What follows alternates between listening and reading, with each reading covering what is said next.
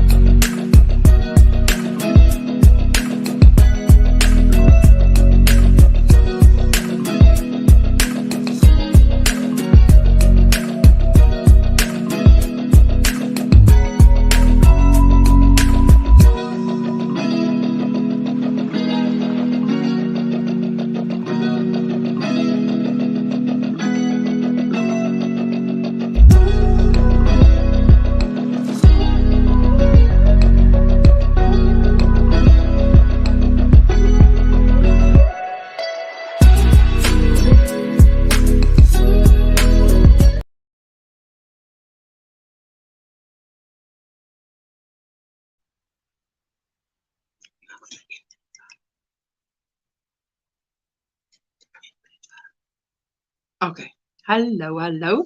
Okay, so let's see. Rose was waiting. She at the best place. Front seat. How are you doing, my sweetheart? It is cold. Good morning, Ashton, everyone in the chat. It's a great day for crochet. I tell you, to be nice and warm inside. Watch the sun outside, but to be inside. Renee, how are you doing? Hello, my sweet poppy lady.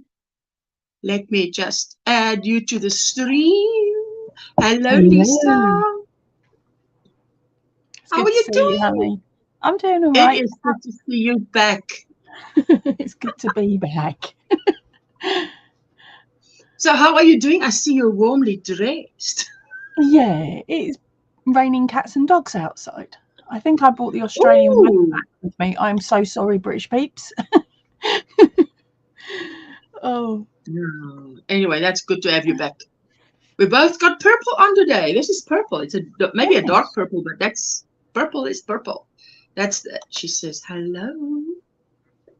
I'm working on my circular blanket today. As you saw me work yesterday in my Watch Me Crochet, because hey, Mighty Mouse Emma. Hello, Emma, all the way from Somerset in the UK. Lovely to be watching. We have a Somerset Somerset West in, well, that probably, how do you say, suggest we have a Somerset East. I don't know if we have a Somerset East. I just know we have a Somerset West in Cape Town, not far from here. And I tell you, when people from Gauteng move from the northeast down and they, move and want to buy a house, they love to buy in Somerset West because I don't know why. The weather, it's close to the beach. Oh, yeah, well, they have the money to buy there as well, yeah, because you need the money to buy there. So, oh, Jessica just heated up my tea. It gets cold so quickly. Yes. So, how was your weekend? I don't remember much of it. Jet lag. No. We went down to Essex to see my dad because it was his birthday on Saturday. So, fantastic. Wow. we drove from the southwest of the UK to the southeast of the UK. Southwest. Southwest to the southeast. Okay. Yes. Yeah. So from one side to the other, 3.5 hours. Actually, it was longer than that. It's meant to be 3.5 hours. It took us about 4 hours and 15 in the end because there was some parking on the M25, which is normal. We call I've heard of that. I think all South Africans have heard of that because we have a lot of young people usually go over to England for a year or two to work there, and then they come back, and what they have to tell us. So we've heard that on the highways, traffic can be. Well, the M25 is always clogged up, but my dad's birthday happens to fall every year when the schools break up for their summer holiday. Yeah, man. So it's the first weekend of the school holidays, so it's always busy, which makes the M25 feel like you're more in a car park with the traffic. And if there's any accidents, it just blocks it up for a time until the accident's sorted. So we got there, popped round to a friend's first, dropped Liam off there so he could have a play date with her dog, and then went to my mum and dad's to take him out and took him out for dinner. Met up with my sister and her husband, who I'd not met before because they got married during COVID. Oh my goodness! Yeah, so I hadn't had a chance to meet him yet. Lovely chap. He fits in well. That's good.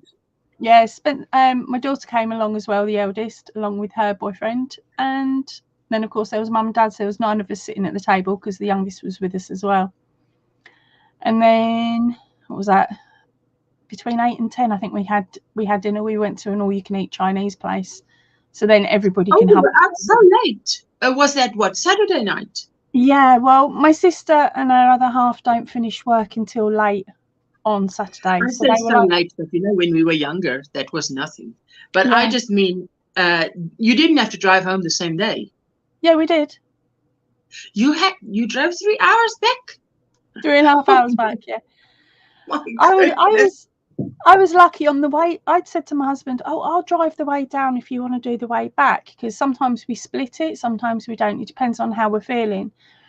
And as we've gone to the car, it starts raining. It's torrential rain. He just looks at me. He goes, "This is my car, not yours. I'll drive." So I'm like, okay, fine. So while he was driving, I was crocheting. And then on the way back, he put on. He likes to listen to books when he's driving. But yes, I've heard these books so many times because he likes to listen to them at night as well. That when I hear the voices come on for the people that are reading them, my brain automatically switches into sleep mode. So I'm sitting in the car. I managed to stay awake about 15 minutes and then just crashed for an hour, woke up, fell back to sleep, woke up. So I was sort of cat napping all the way home. We got back at about 2 o'clock, about 1:30, 2 o'clock. So came in and went to bed. Oh, wow. Because, of course, we finished. That was a good weekend. Yeah. And then you rested on Sunday. On Sunday. Actually, no, I didn't. Because I'm still suffering with a little bit of jet lag. That's what I'm calling it anyway. I'm waking up at about 6 o'clock in the morning. So because nobody else is up, I've come down here and I've created a tutorial for next month. So super creative. And a load of other videos as well. And what was it on Friday I'd done Sunday's Whips, Bits and Chat. I ended up doing it twice because I forgot to compress the files and save it before I deleted all the parts. So I had to do it again, but it was done. Oh, wow. Hey, Hello, Margaret. Good day, as I'm popping on in the chat. How are you doing? What's in your cup? What's on your hook? Lisa, it's late for you. And way down under. Anyway, so my weekend was very much resting and spending time with Jessica, and yeah, that was very much needed. So I am glad that I could. And my husband also moved both my son's bedroom and our bedroom so that I could sleep on the bed was facing the inside wall and not close to the window, you know, because I haven't recovered 100%, so my voice is still not what it should be. Hannah, all the way from Austria. How you doing, my sweetheart? It's cold here, as you can see, and apparently it's cold there too in the UK. According to my computer, it's saying it's 17 degrees. I'm not venturing outside. No, I am. Yeah, I'm not sure what it's saying. The temperature is here. Let me just see. But I'm also not going outside now. Even this, I've got the window open a little bit. For a little bit, and then it is going closed because there we go. What is the temperature in Durbanville today? It says 15 Celsius. It started out a bit, it says the lows was going to be between 4 and 6 degrees. So hold on a by minute. 7 a.m. it was still 6 degrees. Okay, this is really bad. This is really bad because you're saying it's 15. And you're in the height of winter now, yeah? We're meant to be in summer and we're only 17. 2 degrees down. 2 degrees. Yes, no, but it can get very hot here. Hello, Inge from Belgium. How you doing, my sweetheart? Coffee in my cup. Christmas stocking on my hook. Oh, yes. Can you believe next week it's going to be the end of July? I can't believe that. And this, is it this? Yes, this Friday, this Saturday, we are at Veronica's house for the Challengers, the last Saturday in July. Unbelievable. 20 degrees there in Belgium. That sounds good. That sounds good. Hello, 16 in Norway. Hello, Rita, how are you doing? Sorry? That's insane, because isn't Norway in summertime or coming into summer as well? Because that's only up the way from us. Yes. Oh no. What? You broke your foot? Oh my goodness. Oh, so are you in a cast? How do you say in a cast? Yeah. Yeah, you got it. Yes. Inga, are you in a cast? So someone must take care of you probably. If we have 20 to 23 degrees, it's really summer here. What? Well, that's cold. It is summer there, indeed. Well, I normally say if we have a nice May or a couple of really nice days in May, which are normally the 24-ish temp, we will have a rubbish July.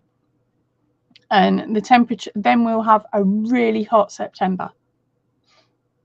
Okay. That's how it seems to work for me anyway, because it's like my birthday's in August and I'm like, come on, I want nice weather, and guaranteed wherever I am it's raining. But everywhere else in the UK it's nice and warm. Oh no. Rita, you're right. Inga, thank heaven it isn't your hands. Yes. Yes. And also you have to rest with a broken foot. You can't walk around on it and do housework. Yeah. Absolutely. Absolutely.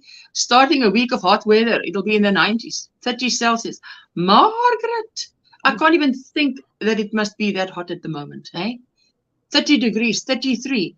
I mean, if it was, it would be nice. We could be doing a lot of things, but I don't know. The last summer we had, the one that we just had, it was just too much for me. But I think as well, it was the load shedding. 33 here, too hot for me. Last week we had 39, terrible. 39, that is very hot. It's really strange. Hi, Jess. Say again. It's really strange because when I was over in Australia one summer, they were getting temperatures of 40. I was loving it. But if we get a temperature of 30 here, it feels like Australia's 40. Oh, right. There's not as much air movement, I think. Inge, does that mean you fell over the kids' shoes? Is that how you broke your foot? But you know, I've known someone who walked outside on the lawn, and it was just a little step like that, and she broke her ankle. My husband, that was terrible. My husband was taking the kids to the park, and he just lost his footing. Linda. Hi, Linda. Yeah, he was walking on a footpath, but got pushed to the side where there's like a verge where plants grow, and it was a little dip, and he lost his footing, thought he'd twisted his ankle, so went and played basketball, then went food shopping, then came home, and it was really swollen. And I said to him, hospital now. Turned out he'd broken his ankle. Oh wow, I can't believe it. Oh, and he went to do all those things still with it. Well, he's a crazy. To say hello if I go for a walk with Spice. Enjoy, Linda. Enjoy. Spice is so cute. Bridget, my sweetheart, how are you doing? Oh, I did say Friday, but I still can't get over. Bridget organized her craft room so beautifully.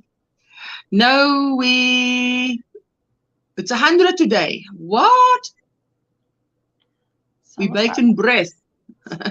You bake it. It's baking hot. It's baking hot. Is it baking hot? It's 100 today. Oh, that is very hot. Hello, Linda. Yes, I see Linda's got her live streams up. Notifications is up. It's going to be fantastic. You guys look forward to it. It is the 3rd of August. We will see Linda the end of this Saturday on the Challengers. And then we see her 3rd of August. Hey, June and Linda. I look forward to that. Yeah, it's going to be nice to see you, honey. Hello, my friends in the chat. Thank you for all your messages and love, of course. How else? Linda. We love our Linda. She says, I'm wonderful, winding down before I climb into bed to take my daily nap.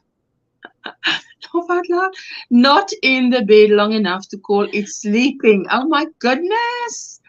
Hello all. I was waiting for the live to begin. Then I had 2 calls from the Diabetic Association, and I had to arrange a telephone appointment with my doctor. Hello, Rose. It's good to see you. It's cold outside. Bye for now. See you Saturday. Oh, yes. I can't wait for Saturday. Okay. So, no, we have 100 broden nodig vandag. Oh, you need 100 breads. Do you say breads? Breads? Is that multiple? Meervoud? Yeah, breads. Yeah. Bread and breads. Breads. Yeah. You need 100 breads today. So, it's a work day. You cannot work. How can you work when your foot is broken? That is like... What have they got you sitting up at the table doing the kneading? Yes. And then chuck it at others to stick in the oven. Oh, just give me a moment. No, you're welcome. I'm just going to... Oh, she says... what did she say there? That was my only my storage area. Second craft room. I'll be sharing my craft room in a video soon. Hey, I'm looking forward to that. Let's go over to Facebook and see what you guys have been up to in Facebook. I've got another design. I read Inge, create design Inge, and I'm like saying what I'm reading. Let's go see what you guys did in Facebook. Oh, looking forward to what you have been posting. I can't wait for your next video, Bridget. So let's see. What have you been posting? Melanie, which is Melanie Loves Crochet. Is it Melanie Loves Crochet? She makes beautiful amigurumi dolls. YouTube channel sale Saturday 29th. Hey, look at that. So there you go. There you've got it. YouTube channel sale Saturday, July 29th, 2 p.m. Is it Pacific Central Time? Pacific Standard Time? On Melanie's Crochet. Click the live tab. Ooh, she has made so many. There's another, I think there's another picture that I posted. That's a lovely doll. I tell you, and you know, she does it. Now you guys say it differently. I say production style. Oh, I'm going to close here because it is so, it's so cold. It's like icy weather coming in from outside. That's beautiful. So if you're not part of Melanie's Crochet, have a look. I think her link is in the description box as well. So have a look, because the last time I attended that, I think it was 4 or 5 hours. You cannot believe how long it takes. And they take turns to sell the items. And it is the most beautiful things to sell. So give it a big fat like. There we go. And that is just today's live stream. Yes. And that is Angela. Angie also. Angie is part of the 4 ladies who has this. Good morning, Bonnie, Godnets and more. Hello, my sweetheart. I'm so happy to see you. Oh, there we go. She's also advertising it. If I click, let me just click on that. It says doll sale on 29th of July, 2 p.m. Pacific, 5 p.m. Eastern, 6 p.m. Central. I will be selling with Melanie's Crochet on YouTube. Hello, Sheila. Good morning. Hey, I want my voice to last, so I can only talk that loud. Yeah, my voice is still not what it should be, but it's okay. Oh, give that a big fat like. Lisa Brown. I love your blanket. Thank you so much for sharing. Look at that. Granny Square blanket looks like a single crochet edging. How was your weekend, Sheila and Bonnie? And what is on your hook? I'm busy with the blanket that you saw me on Watch Me Crochet yesterday. My circular blanket, which is what I'll be doing today. Look at this. I saw this and I just had to post this. Where did I see it? I think I saw it in another Facebook group. Yes, Crochet Handicraft. There you can see the name. But look at that. That is what, like a diamond shape fillet. And then you put them together and it looks like here, they sort of, you start one and then you do another one.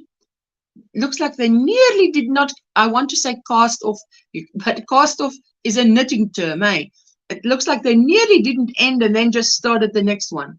I think that's so super cool. That reminds me of Entrelac with your little diamonds, but that's a little bit of a different shaped diamond. But I mean, just imagine those that look like a flower on top. If you put them like that and then connect them. So wow, that's beautiful. That's really pretty. I love that, and it's so simple. I'd love to try that for a blanket. There we go. That is her. Oh, I tell you, it's a collection. That's lovely. It is a collection, and she spends a lot of time doing them. I tell you, I've seen them, and I could not believe my eyes. And this, I love this. This was a content creator. What is her name? Started crocheting sensible, chunky, woolly cardigans and shrugs because it's cold. Look at those hats. Let me see if I can click into that. There's tons of them. Did she do a count? Look at that. Isn't that just too beautiful? I mean, how do they do that? Is it just 5? 1, 2, 3, 4, 5? 5 around, I think. When I stay in Paul, says Rose, in December, the temperature can reach 44 degrees centigrade. Add the dreadful mosquitoes, then it's awful. Yes, Paul is always 2 degrees hotter than we are here in Durbanville. And we are hot. I love these hats. I'm just so impressed with it. There's more squares hiding at the back. Yes, I know those hats. That is amazing. I was just so impressed when I saw this. And bags of them as well, stacked underneath. Caps I made last year for donation. I love sharing so I can inspire more people. The people who won were so happy. It fills my heart with joy. This year I plan to do it again with this inspiration. Crochet flower bucket it says there, it doesn't say what site, but I just love that. That is just so beautiful. Anyway, I just have to share if it inspires me. And that was Sadie from Sadie Spincraft, and she was spinning, can't decide which one to spin, and then she decided, well, let's spin all of them together. I love what she's creating there. And she's in the UK, for those of you who don't know. And this is for Rosa. Finish another order. Oh, for Rosa is like a machine. I tell you, she just turns them out. Her color choices are great for the squares. Yes, I tell you, a lot of things are color. Color makes it. Oh, that was just me posting there. This is Idoko. Oh, I love those bags with hearts on it. Beautiful. Making this bag didn't take much time. Yes, it looks like a solid granny that's made. It's got a heart in it. I wouldn't know how to do that. I thought it was a corner to corner because I've seen that pattern quite a lot, a corner to corner heart. Yeah, definitely. Katrina from Katrina's Crochet and More. 2 finished projects. Enjoyed doing them. Left is a prayer shawl made from Aaron Skinny Cakes. Right is a blanket made with Karen Cakes. Oh, that one is the one that we said worked in the back loop. Beautiful spinning, says Bridget. Oh, because Bridget can also spin, hey? Hello, Faith. Unique Amazing Stripes. Good morning, sweetie. How are you doing? Oh, and yes, that is so good that we see this. Reggie from Jehu Crochet has got a 50% off her pattern sale until 31 July. All my crochet and knit patterns are on sale until July the 31st, so don't miss out on Etsy. Etsy, by the way. I've worked quite a few of her patterns now from her written patterns, and they are really lovely and easy to follow. Yes. I tell you what, Reggie's way of writing a pattern was my inspiration when I did my first pattern. And mine is also still off till 31 July, 40% off. I think the link is in the description. And yeah, that was some group on Ravelry. I think it's Love the Freebies on Ravelry. You can check it out. I put the beautiful French shawl, I think a limited amount on there, just, as a gift, so many downloads. Yeah. Friday link, morning, my friends. Hope all is well. Sharing a new tutorial for pin badges. Ooh, Linda, I see you've been busy. Earrings, stitch markers, wall hanging. I hope you all have an amazing day and weekend. Hugs and blessings. Yes, that's a new pin badge wall hanging tutorial. That's a really good idea, that. Because I know quite a few of us collect like puntastic ones and things. Because it doesn't take any space, it's sort of off your desk, off your work area. I just finished a spin. I finally have both mine and a King's yarn spun to make our binding for our wedding hand fasting ceremony. His half is grey, mine is beautiful shade of pink. Ah, Bridget, do you have, obviously you know the date. May we know the date? Oh. Fantastic, Bridget. Oh, man, congrats. That is our newest design, says Idoko. Is it MNI? Minis crochet. So that looks like, and there's the little heart as a pocket. Yeah. No, 20 April. Is it in 20? Listen, you're going to blink and it's 20 April. Because I can't believe we're in August. Jolene van die Kerk. Hello, everyone. Watch my latest episode of the Lekker Podcast. Friday link. I tell you what, Jolene loves to crochet and knit. And she's got patterns as well, so check her out. And wanted to say something else. She went to the Karoo National Wool Festival. Rose, I think it's called Karoo National Wool Festival. But I tell you, there, she's got an episode on that. It's amazing. Jeannie's Beanies, good morning, beautifuls. Just finished a large donut throw pillow. Now moving on to some loom knit winter hats, waiting for my granddaughter and their new lab puppy to arrive for the day. Oh, lovely. This is going to be a beautiful Monday for you. Cuddles. Oh, yes. Bridget says, if you would like to take part, no pressure. I've put out a request for my YouTube friends to make a lily for the wedding flowers. Ooh, a lily flower. That's like amigurumi. Is it like amigurumi? No. It depends on the pattern she's chosen, but it shouldn't be like amigurumi. It's going to be more like these, I'm assuming, and then it's just the way it's shaped. But I'd have to have a nose at the video that she's chosen, or the pattern, I should say she's chosen. Bridget, I'll go and have a look. I will go and have a look.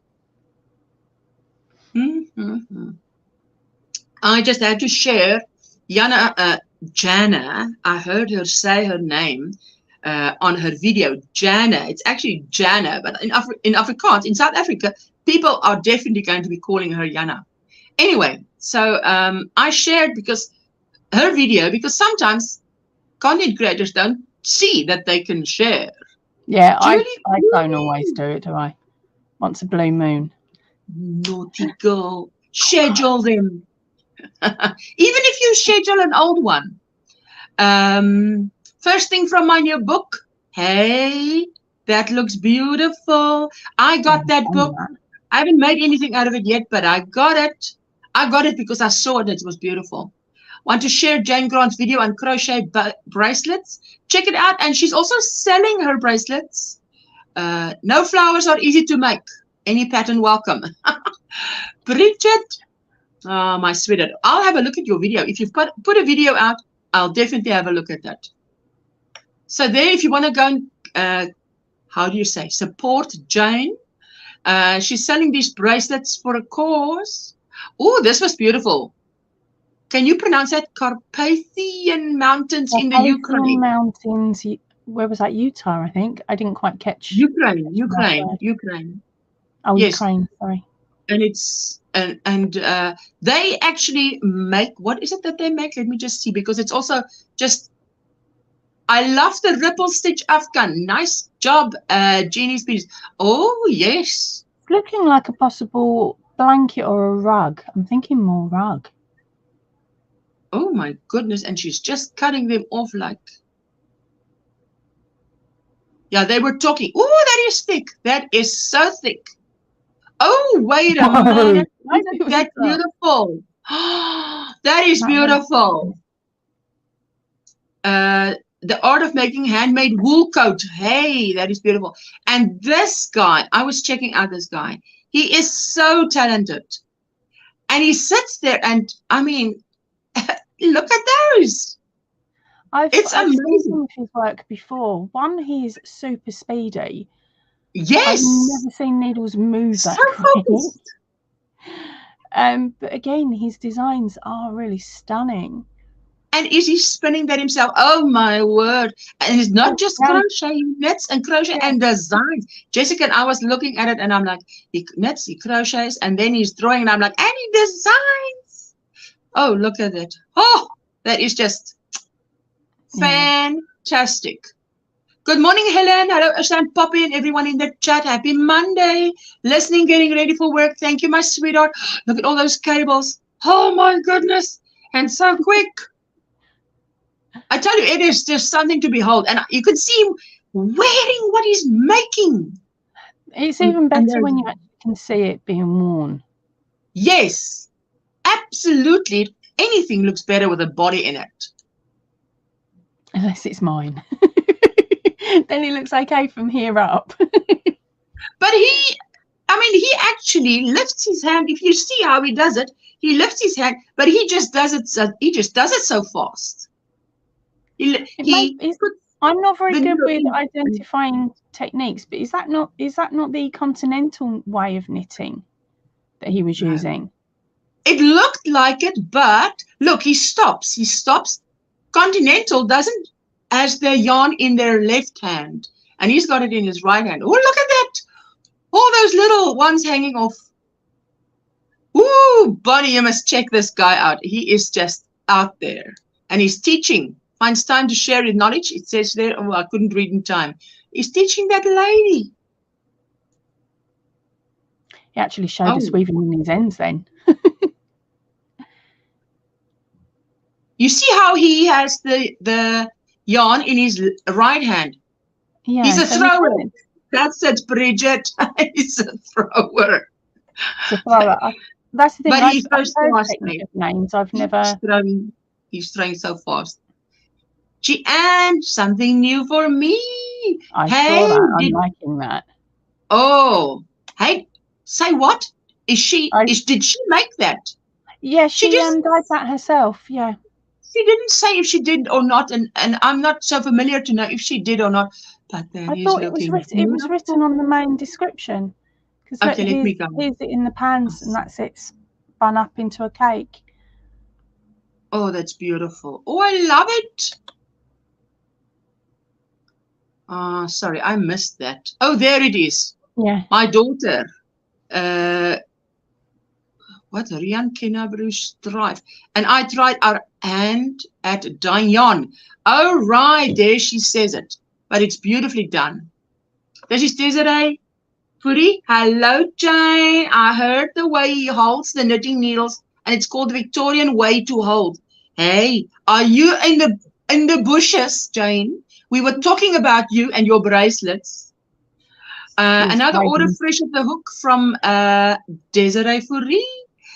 And it's not just an order. She does GrannySquare patterns. This is the blushing lapcan. Look at those. I mean, she does what with GrannySquares, what I can only imagine.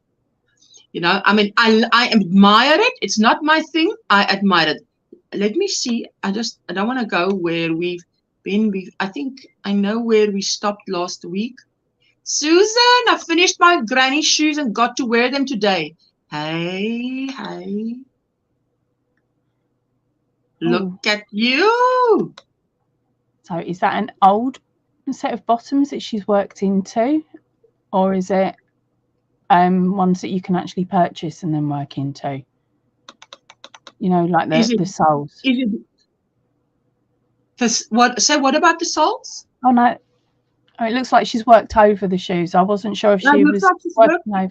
Yes, it does look like she's worked over the shoe. So let's just go further to see.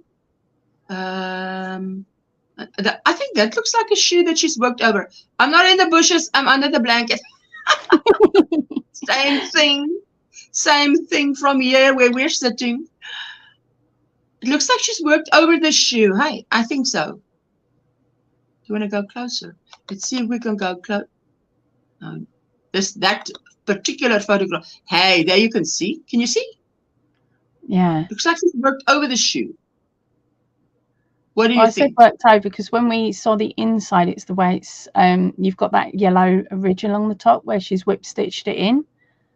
Yeah. Stitched it together. Crikey, I remembered a term. That looks yeah. Okay, let's see. No, it doesn't want to go closer. Why doesn't it want to? It won't. No, yeah, there we go. Closer is that one. Duh. See, that's the shoe. It looks like she's worked over a shoe. Hey, what do you say? Yeah, I would say worked over. Otherwise, you'd be able to see more of a crochet stitch, even if or some sort of material difference, wouldn't you? It's cute. They are so cute. Great job, Susan. Oh, this thing must not. You see, and I mean, really, how long have we been in Facebook for Facebook to say? No, wait, let me just. How do you say? Refresh. This thing gets tired very quick, you know. It doesn't have any stamina. It's like, really? Okay, let me just do this. Back to us, and we'll go back to it in a moment. This thing is like crazy. Again. Oh, it's stupidly daft, isn't it? Hey, why does it do that? Why does it do that? Hey, so let me just open it again.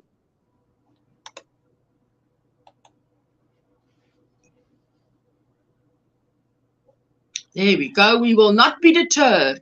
I saw DIY Creations yesterday and she was live only 30 minutes. I tell you what, and I said to her, Jeanette, I had also trouble on Friday. Oh, Annie and Cami helped me, you know, and then Jane later helped me. But I had to actually go out and restart. That was just ridiculous. Yeah, I was watching and I was like, have I got the energy to come in? But I like just to get off of the sofa in the lounge and pop in. But I had to restart my. And today I was clever. I restarted before the live stream because I thought, hey, let me learn my lesson. I'm not a donkey. I'm going to learn my lesson. I don't have to, you know, bump my foot twice against the same rock. It's fine. I've learned my lesson. Let's just do this. I'm quickly going ahead to the. Okay, so now all it means is I just don't open a photograph because this thing does not have stamina. StreamYard. Let's go to StreamYard. Go back again. There you go. Share screen. Just a quick message to anyone that's watching. If your messages are not coming through in chat, check your subscription because Ursula's got it to subscribers only today. So check your subscription. Make sure you're subscribed. Sorry? As only today. What do you mean? Hey? I've got it as only. Yeah, it's set to subscribers only, so only people that are fully subscribed. Oh, the subscribers only. Yes. Yeah. Hello, Reggie. How you doing? Okay. There we go. We see it. We've shared your sale, Reggie. 50% off. How many percent off? Till the end of July. That was the pattern. And that we saw last week. Okay, so we've actually caught up. Good afternoon, Reggie. There we go. Yes. The last thing we shared was Dawn and her blanket and her little ghost. Was that a little ghost? And I know we shared this blanket, Maribel's blanket, for sure. That one was beautiful. Oh, that was awesome. Oh, thank you. That is very nice of you. Of course, Reggie. We are very nice people. If you tell us about a sale, we'll be there or be square. No, that's fantastic. Oh, Reggie, and I was saying, your pattern, the way you write your pattern, I used as the way I write patterns. So it's, you know, like a role model. Thank you so much for that. Good afternoon, Reggie. So for how long are the little kiddies asleep? It's 1:15 here. Is it 1:15 by you as well, Reggie, in Israel? noon by Poppy. Oh, yeah, 12:15. Reggie's just said she's at work. It's nap time, so she's here while it lasts. Hey, you're here while it lasts. Let me just I'm just dropping the link. I'm going to pin it. If anybody wants to come and show their yarn, whatever, you're so welcome. There you go. 1 hour for 1 hour. Ooh. And is it in your earphones? Because maybe, you know, not allowed to make a noise. I'm working on my circular blanket that's quite big now.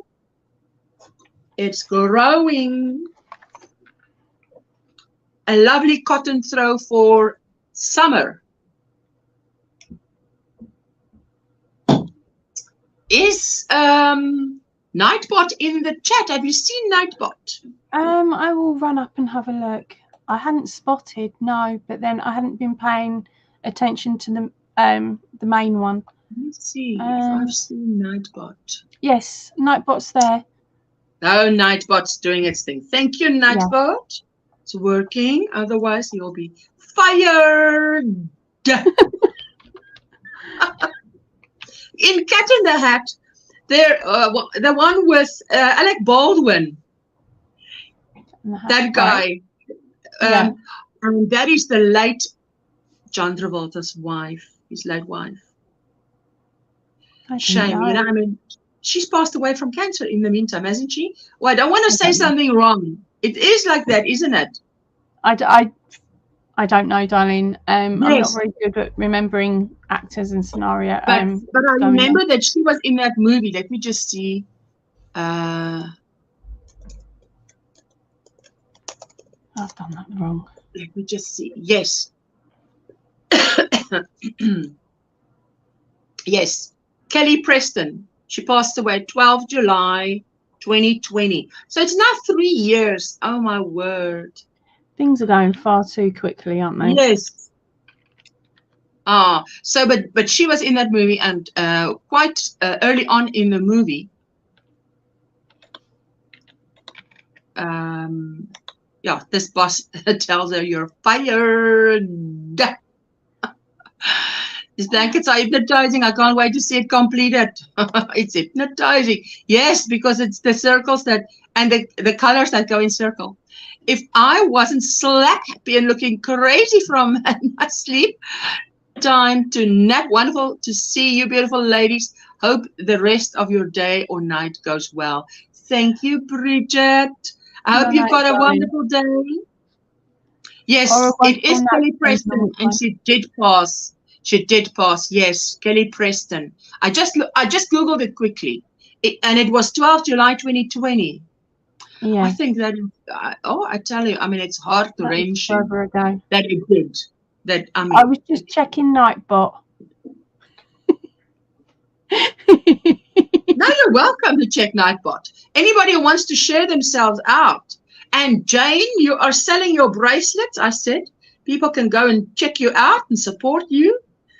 She's making beautiful bracelets. Did you put a video out, Jane, with your beautiful bracelets? The video that I saw, I put out, I shared in Facebook so that the people in Facebook can see it. We are nearly so close to, let me just see, close that tab.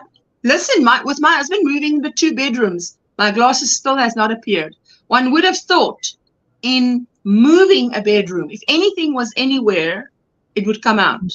But my house is not, there's not so many, I mean, one of my friends even said I'm a minimalist.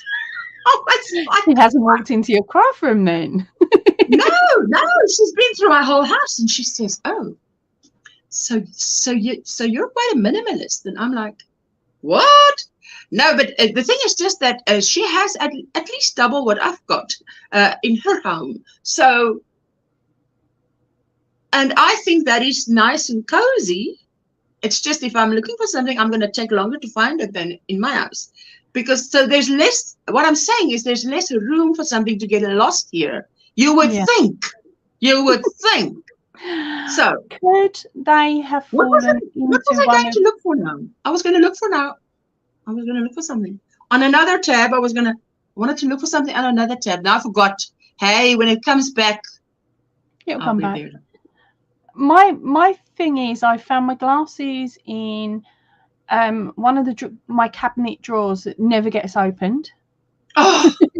I found them in there, so I was like, I'd gone through the top drawer where normally stuff would get put or stuff would fall in, and it wasn't. It was the middle one. That that drawer hadn't been opened for about 2 years. In my head, it hadn't, and wow. That's where I found them. I found them down the back of the sofa. Don't ask how, because they don't come off my face until I go to bed. Yes, that's amazing. Yeah. Reggie, that's why I'm on the readers, if you haven't noticed, because my glasses went missing. The last time I saw them is when you guys saw them on the 30th of June on that live stream. I look at that live stream and my heart aches because I'm still wearing my glasses. I said to my husband, was it on the weekend or last week? I said, I dreamt someone was looking at me and saying to me, you know, those glasses are reading glasses, hey? And I'm like, and that was my glasses that's missing. And I said, yes, I know. And they said, And then they repeated that, and I said, yes, I know. And I felt so happy that I was wearing the glasses that's missing. What project was you doing on that live stream? And what project was I doing? What project was you doing? I think I was doing this. Have you gone through that? I tell you what, my husband has gone through every single drawer, every single container that I have. So has Rosalind. I need to film it. Let me just read Reggie's remark. I need to film a video tutorial for a pattern I'm about to publish. Haven't filmed a tutorial in 2 years. I hate doing it. Hey, but Reggie, you're good at it. I think you may be right when you said the glasses may have fallen into the garbage and got thrown away. Margaret, I tell you what, there's a bin right here. Right here. So it could have, and right here is the glasses. And one pair always lives in here and the other one on my face.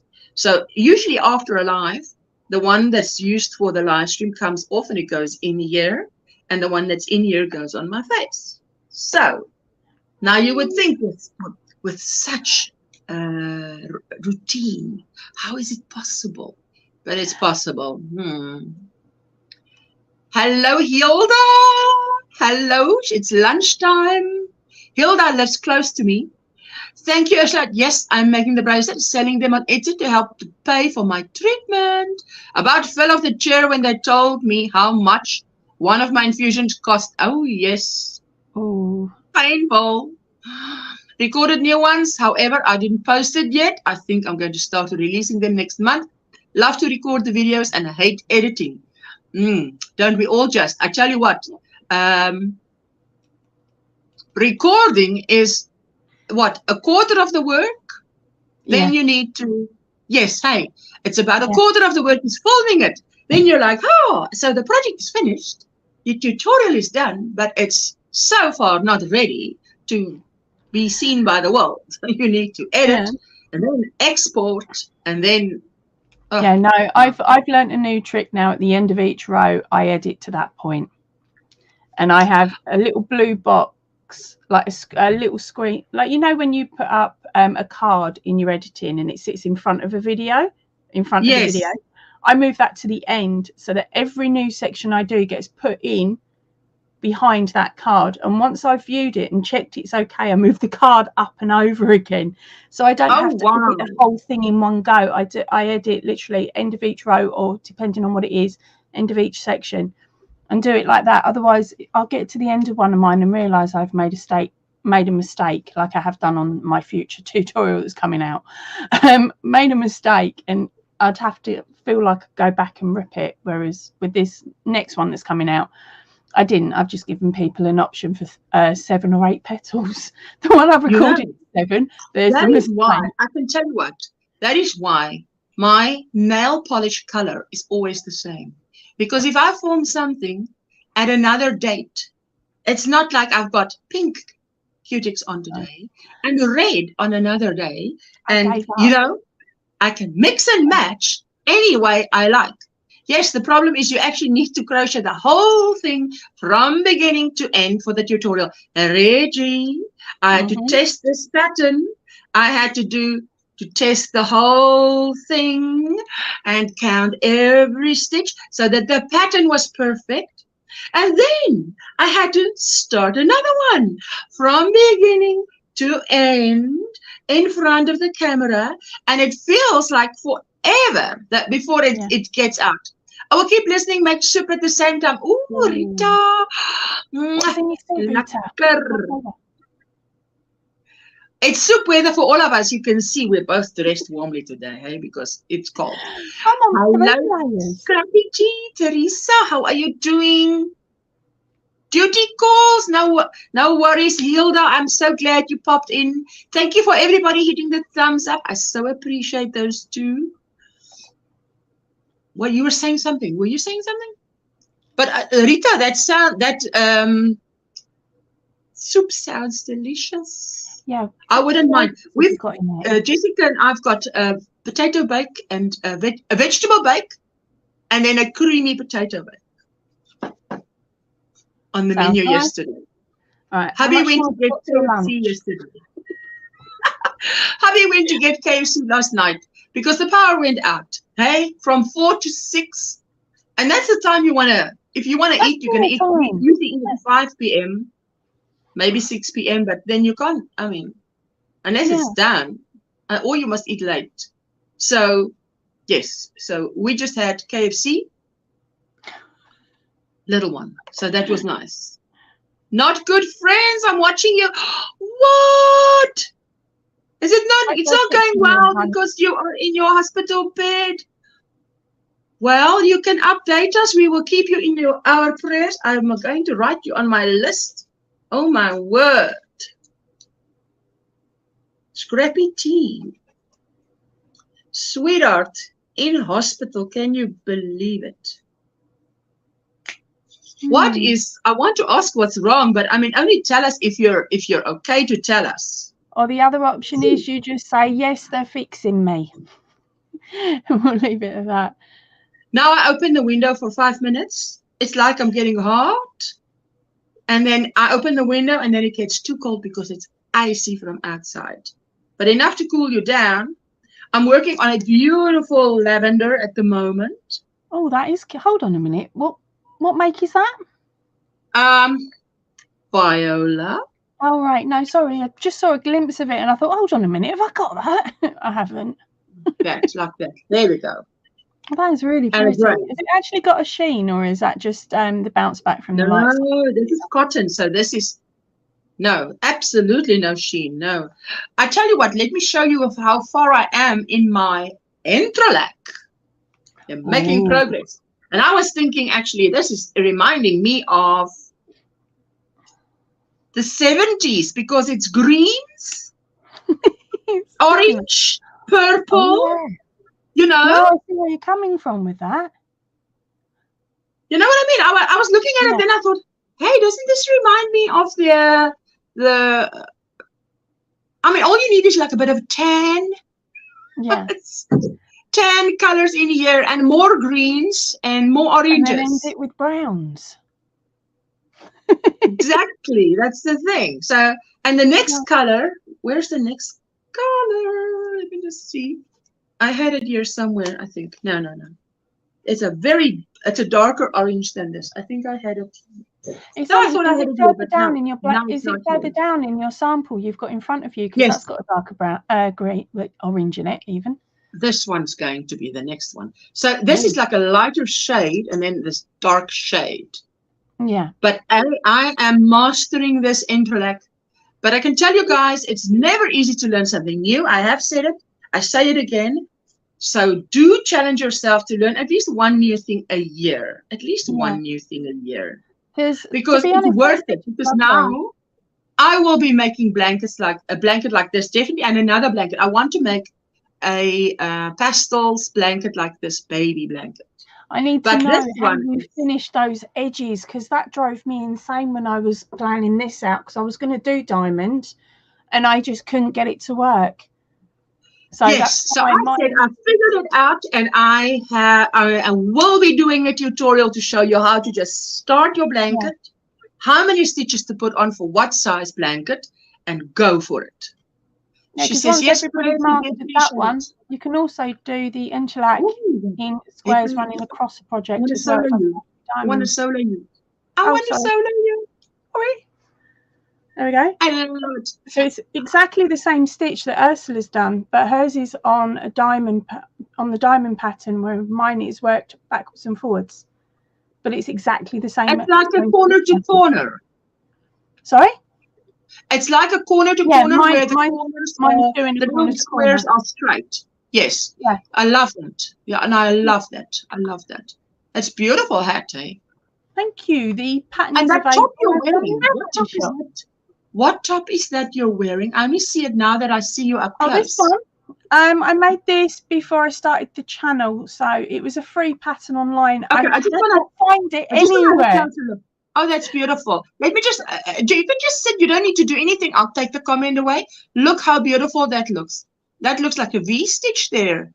Beautiful. Yes, it's double crochet. It's worked in 2 long panels that you sew together. Yes. And it is a V. 2 rows of V-stitch, 2 rows V, 2 rows double crochet. And Fantastic. that's it for the length. But I also repeated the pattern at the bottom as well to make it longer, but I worked round. That's beautiful. Which wasn't that wasn't in the original pattern. It was too short for me because I got the math wrong. I heard about bubble and squeak. What? That sounds familiar. We'll be having bubble and squeak from yesterday's roast veg and mashed potatoes. Yeah. What's bubble and squeak again? Just remind me. Now I've got to get this correct. I'm going to get in so much trouble if I get it wrong. Right. So bubble and squeak is you're using a leftover. Normally it's leftover greens. So like the green vegetable or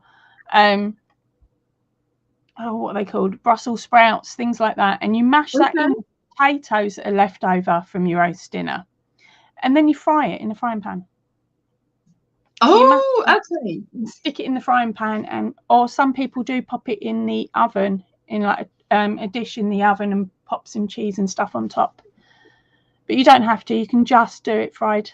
My husband absolutely adores it. He says it's the best bit of Boxing Day because he gets his bubble and squeak, some chips, and some cold meats, and that's his Boxing Day meal. Yeah. Whereas Christmas Day is, of course, all the pompous extras and absolutely everything on the table that you can think of.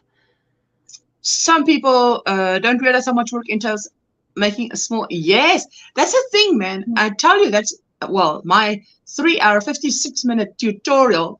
I told you took like 13 hours to export the video, and we did not have 13 hours power, continuous power at the time. If it's interrupted, you have to start it again, didn't you? No. I just put the laptop on sleep. And I get back to it and I'm like, what happened? And I can tell you that nothing happened. It kept on exporting and I'm like,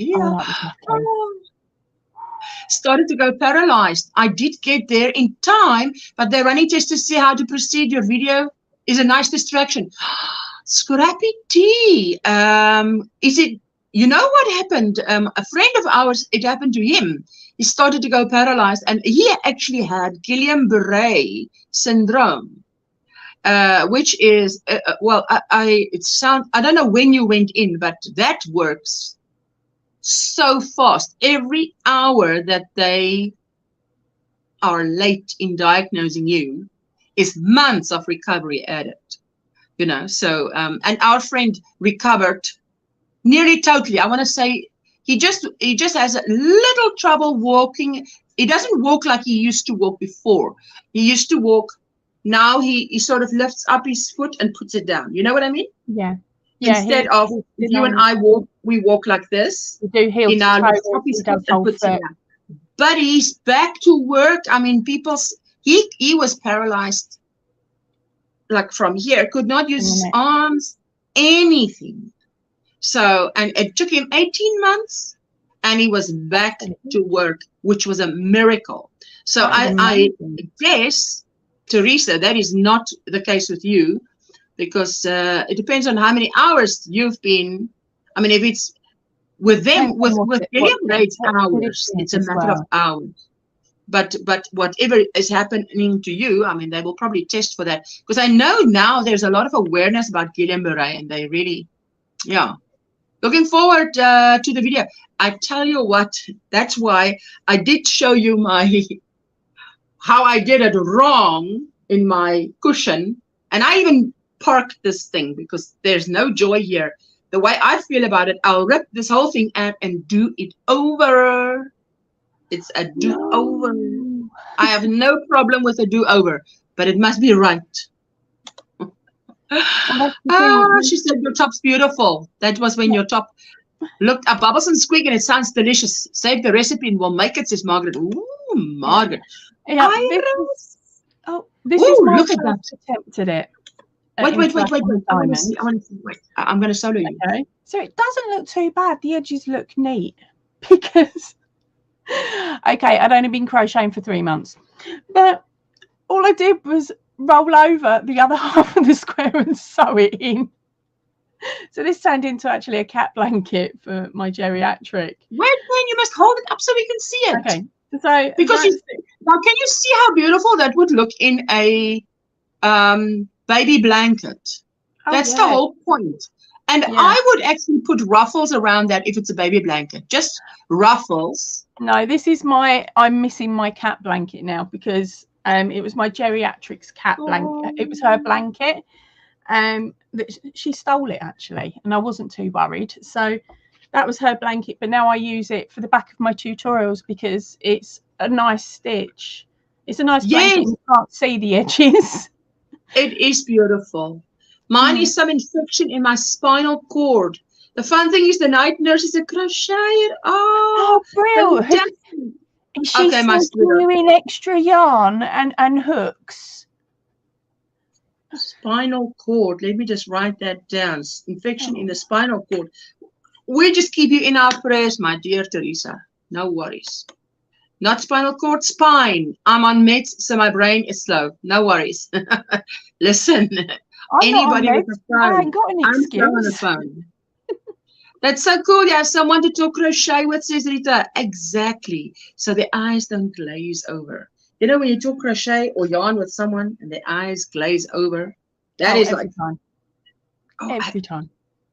No, I hate that. That is terrible. So no. Actually, when we were in Southend visiting my dad, I walked in and my aunt was there, and I haven't seen her I haven't seen her since way before COVID, so I haven't seen her for such a long time. And we started chatting. She asked what I was up to, and I said, oh, I crochet now, because she was like, oh, I like this. And I had my Not Again Granny shawl. I had this on. Oh, yes. So she's gone, oh, I like that. Where'd you get it? I said, I made it. She's like, oh.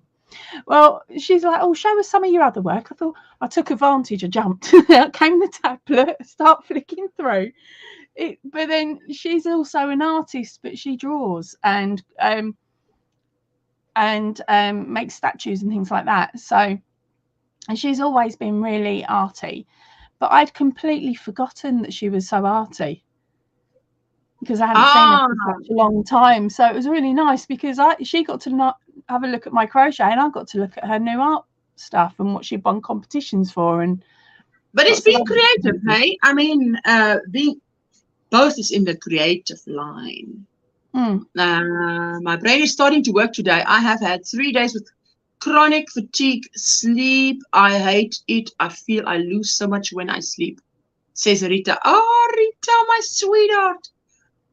That's the thing, is that when I can't sleep, I feel if you sleep so much, then but I must say, when I was sick, I did sleep a lot now, but then obviously the body needs it. Yeah, she's a TikTok crocheter. She has a big following. She makes flowers. You need to get us her TikTok details. I did too much and just need to relax a little, Sister Rita.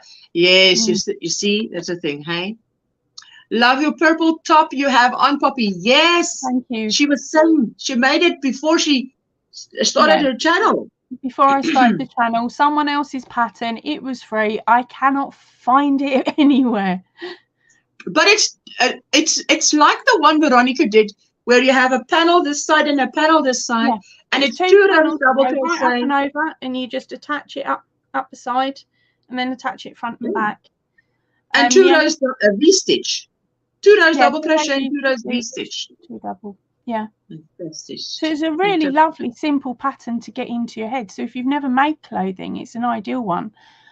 All I would suggest is, because I can't give you the actual pattern counts to go up and over, would be nowadays I would start with a foundation double crochet chain rather than just a normal chain and then working a double crochet in.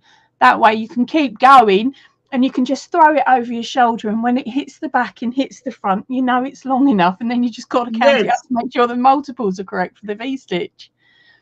This chronic fatigue sleep is so strange. I can't control it. I can sit on a bench and fall asleep. I've been found by the police before and driven up. At least you got back. No, I know where you're coming from there, because I suffered with it last year with long COVID. It does your head in. Just falling asleep. I'm ready to go. You sit down, boink, you're gone, and you're like 3 hours ago. Oh, Bonnie, she says it's no fun. listen, I slept a lot on this weekend, I must say.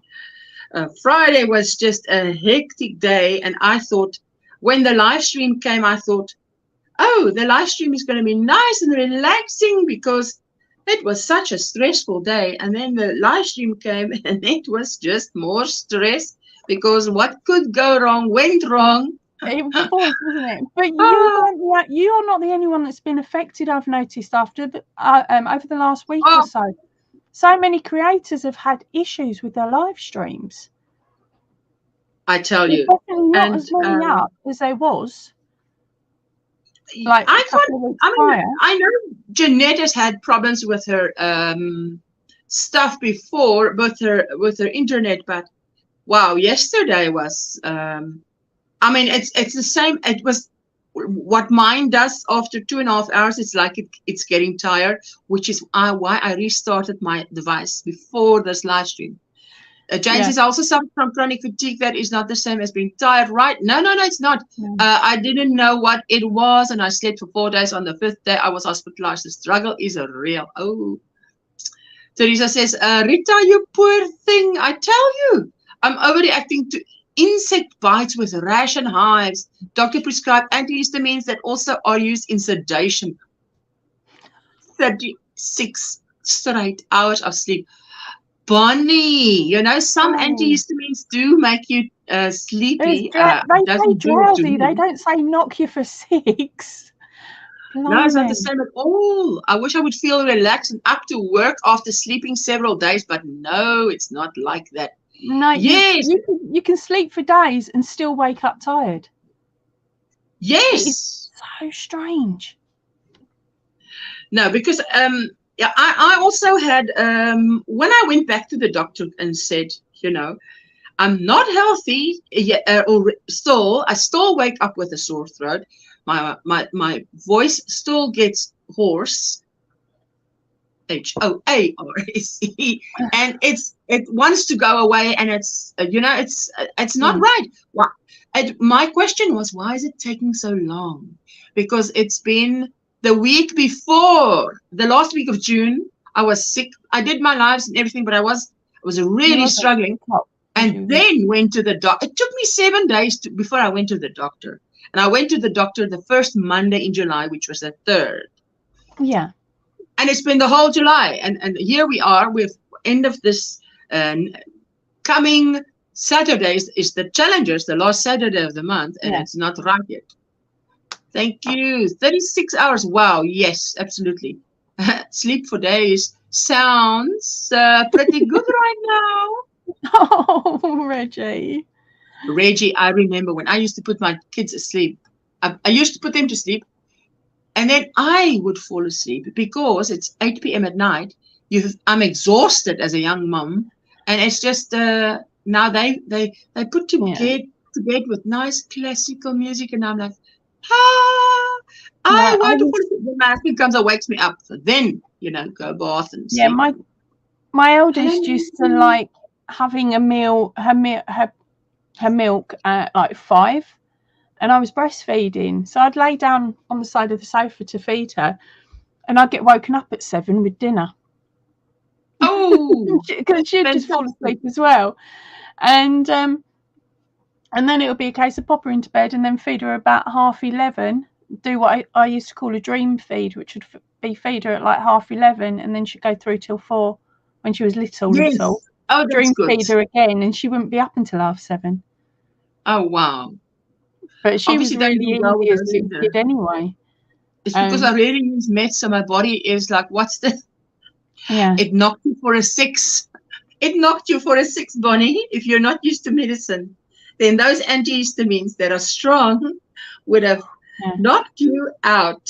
But they probably did come and check on you. Hey, why is Mom sleeping so much?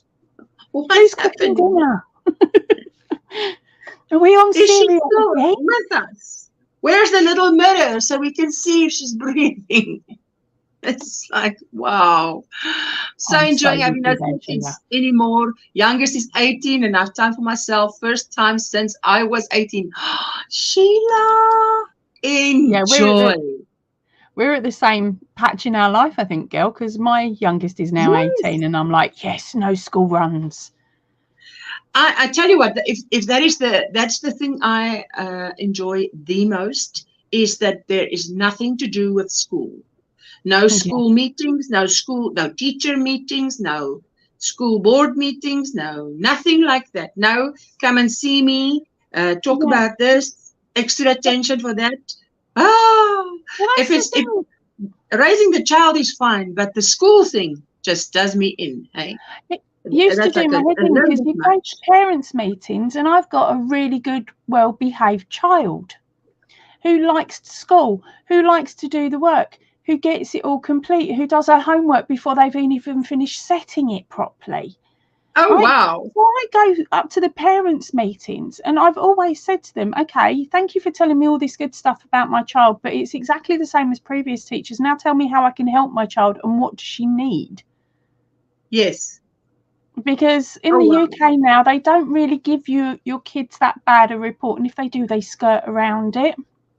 It's all positive, like it's more positive than negative. And I'm like, I know my kids' positive aspects, but I also know that my daughter had some negatives, and I knew that there was something she needed work on, but they wouldn't bring it up unless asked. And it's like, that is not how a report, how a parents' evening should be. No. You should walk out knowing that there's stuff you can do, not stuff that you don't. Look how Bonnie's thinking. All that wasted knitting time. I thought, crikey, that length of time, I could have crocheted a Rambling Rosie shawl in that time. If it was that young man we saw in that Facebook little thing, just think what he could have done with 36 hours. Yeah. It was amazing. Worked at the school and told the teachers I would not go to any parent-teacher conferences. If they had a problem, they can talk to me at any time of the work day. Yeah. Yes. There are teachers that said that as well. And I appreciate that. That as the problem comes, you know, you sort of address it if and when, if there is a problem, not wait for really specific teacher. With my daughter's infants and junior school, that's a child up to the age of 11. So the schooling before she was 11, that school was perfect. They would catch me at the school gate and say, oh, we have an issue, or she's got a new quirk, any ideas? And I was like, no, that's brilliant. I'd sit there and help problem solve and things like that with them to help her. But as soon as she went to high school, it was a generic report. It really was a really copy and paste exercise for the teachers. Sheila, that was me too. Yes, Poppy, my school reports are very blunt by the nuns. Daydreamer and he works harder. Mine used to be constantly, she daydreams too much. I mean, what can I say? Make the lesson very interesting or something. My mum they went to school, so we all knew each other well. Oh, yes. Yeah, my mum had one report that came in that said if Angela could do as much schoolwork as she daydreamed, she'd be top of the class. Oh, wow. At this point in time, no, that was actually a nice teacher. The next teacher I had hated the fact that I was always asking questions. So they had one of those portable chalkboards, and she sat me behind the portable chalkboard so she didn't have to see me with my hand up. Goodness me. I was there for a year, and her husband, who was a train driver, used to pop in with a can of pop and a chocolate bar for her at break, or before or after break, and he used to sit down and go through the lesson with me, because she would just give me a piece of paper with a bit of writing on and sit there, and you're meant to read it and then answer the questions, because I was like 6.5, 7, and I couldn't read it. Dyslexic, I just didn't get it. But if he sat there, he used to sit there and read it to me, ask me the questions, and I'd answer them. And he was like, wow, it just goes to show you that yes, because Jessica had the same problem. If they would read it to her, she'd give them the answers, no problem. But for her to read it, oh no. Yeah, I couldn't. And it wasn't until I moved to the next teacher. And he'd just left teaching school. And this is when he was in the age group where they'd started being taught about dyslexia. It just sort of come into its into being seen, but it was still sort of, is it really, or is it just the kid being lazy because it was the 80s? Yes. And he sat down with me, got me a book. I brought a book in from home that I got for Christmas, and he spent 3 months during breaks helping me work through an Enid Blyton book, so that I could find something that I enjoyed reading, so that it would spark the possibility of learning. Yes. And he was an absolute dream of a teacher. That's fantastic. Teacher. Yeah. Sheila, we weren't allowed to doodle or scribble. Now it's a sign of creativity. I'm daydreaming right now. Wish I could sleep when the kids are napping. Reggie, Cindy, hello. For me, if I doodle, I'm processing what I'm hearing. Yes. Yes. So it's better. Jessica's going, yes, yes, yes, here on the side. Definitely. And I think if you're doing something with your hands, you can pay better attention with your ears. One teacher told me he had to give my oldest attention. He was late for class one too many times. Apparently, it didn't count running down the hall yelling, I'm here, Mr. Nitty. I am here. Hello, everyone, says Cindy. Margaret, that was me as a teenager, says Sheila. Oh, my goodness. Just waking up here. I'm going to get my coffee. Oh, love having a cup of coffee today. I will be having a cup. I can't wait for my cup. So, No, I've done my two. If I have any more, I'll just go back crazy. I've run out of filters. You know, the coffee filter, the paper filter that you put in. But I've got what you call a French press. I've got two of those. So I'll be using that. So no, I just get like the instant. That'll do me. But we have got a coffee machine where you put the pods in. But we noticed how expensive that was becoming for us. Oh yeah, we've never had that. The pods thingy. Well, and it was like, what is it now? About £5 for 6 cups or 8 cups, and it's like, oh wow, oh wow. For £8 you can buy a big jar of instant coffee that will make 30 cups. It's like really a quick way to save some cash. Oh yes, but even more than 30 cups. Can't you make more than 30 cups? Possibly. I just pulled the number out of my head in the hope I got it correct. Kerry, how are you doing, sweetie? I'm so glad I caught you yesterday. I caught quite a few lives on the weekend. Just popped in, you know, before or after power. Power was maybe coming on, and then I saw power going out, and then I saw. Yeah, I'm quite cheeky because I'll pop in and watch Kerry's lives, but I don't comment. I just sit there and listen. It's nice to listen. Get the reusable pods. Quite a few people. Fold them yourself. Can you do that? Get a reusable pod and fold yourself? There's also a company here in the UK now that do damaged pods. So it's like you don't know what you're going to get. It's like a lucky bag for coffee pods, because it's the ones that are slightly bent or buckled or something. They're still usable. The coffee's still great. It's just it wasn't pristine enough to be put in the box and sent out. So you know, I'm laughing because my husband and I, we went through a phase. Now this was probably before COVID, and it was at a point where I was saying, look, he wants to do the dishes, right? In our house, he wants to do the dishes. If he wants so I say, he wants to. So if you want to, then do it, but then do it. Then don't let me get there and it's not done. Because then, I mean, if it's your job, then do your job. Don't do half a job. So at one point we were saying, I said, look, we need to get a dishwasher. Yeah. And he said, he came to me and he said to me, there's a place where they can sell it. And you know, stuff that only has a little dent or a scrape on it, and you get it for much cheaper. Yeah.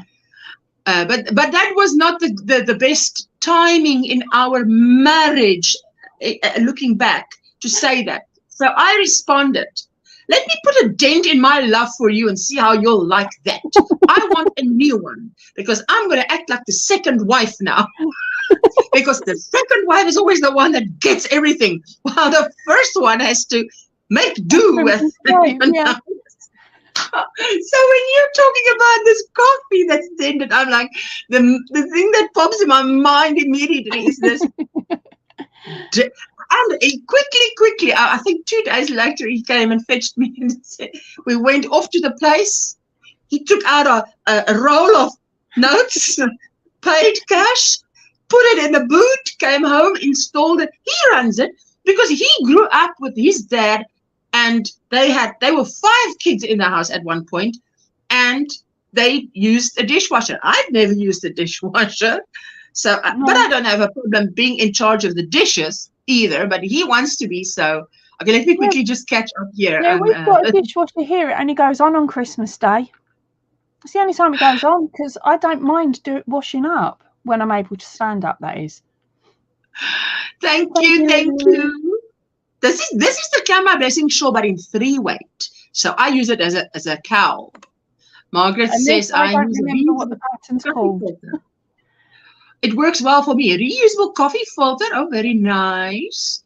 Yes, Bonnie, we did that too. I love coffee, but it doesn't do anything for me. Think it's the ADD. Yes, no, coffee doesn't do anything. It doesn't keep me awake. It doesn't put me to sleep. It does nothing. Poppy, why not comment? Kerry's asking. She's a learner. Why not comment? Because sometimes I'm just too busy crocheting, and I'm like, if I have to stop, I forget where I've got to in the pattern. So half the time I've got something on my lap, which is why I don't do the comments all the time. Kerry, from now on, we tell her she must at least say hello.lurking. I forget to write that. That's going to take me 8 months to get into my brain cell. You know that. The reusable pots do use more coffee than making an entire pot. I have both types of coffee makers and I have the reusable pots, says Margaret. Ooh. Bye-bye, Unique. Bye-bye, Faith. She's saying, Sheila. Same here. I just love the flavor and feel early in morning and late afternoon. I tell you.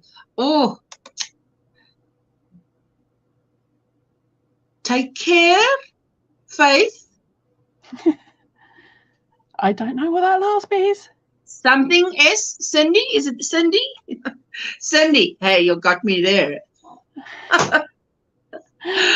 Anyway, that was quite funny. But so now look, now it's something we can laugh about when we think back on that dishwasher. I call that dishwasher Mrs. Defy because it's a Defy. So it's Mrs. Defy. No, yeah. Bosch, it's a Bosch appliance. My oven is a Defy oven. Oh, okay. But it's Mrs. Bosch. The amount of time is the fact that you have to load the thing, then you have to wait for it, then you have to unload it. Right? So it's all that bending. Or in my case, sitting on the floor. No, I don't do that.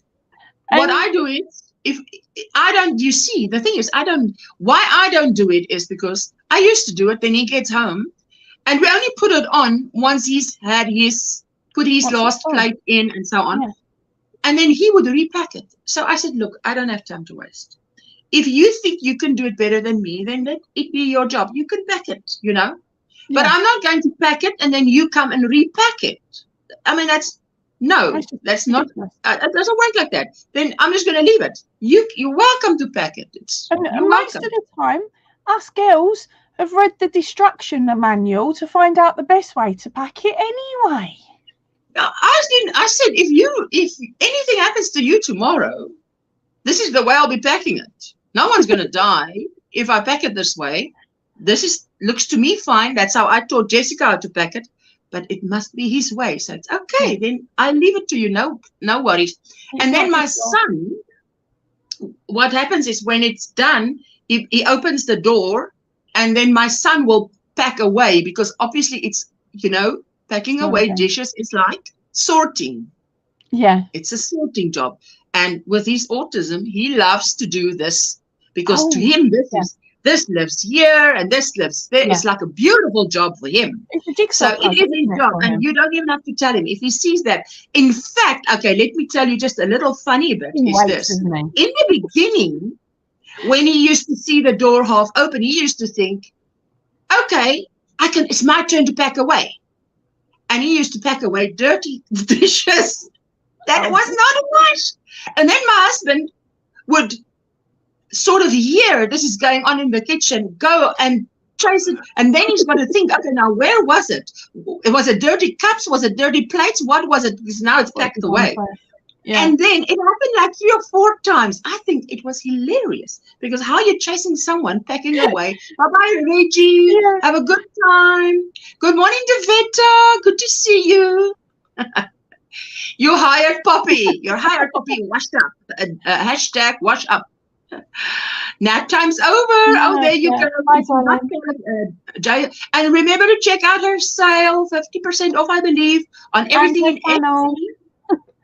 That is what I said to hubby. I don't clean good enough. It is now your work. Haven't washed the floor at home since 2017. Rita, there you go. Rita, you clever girl. But I must tell you, our gardener is from Malawi. The Malawian men are totally different. They are very good in the house, to work in the house. They can do anything in the house you ask them to do.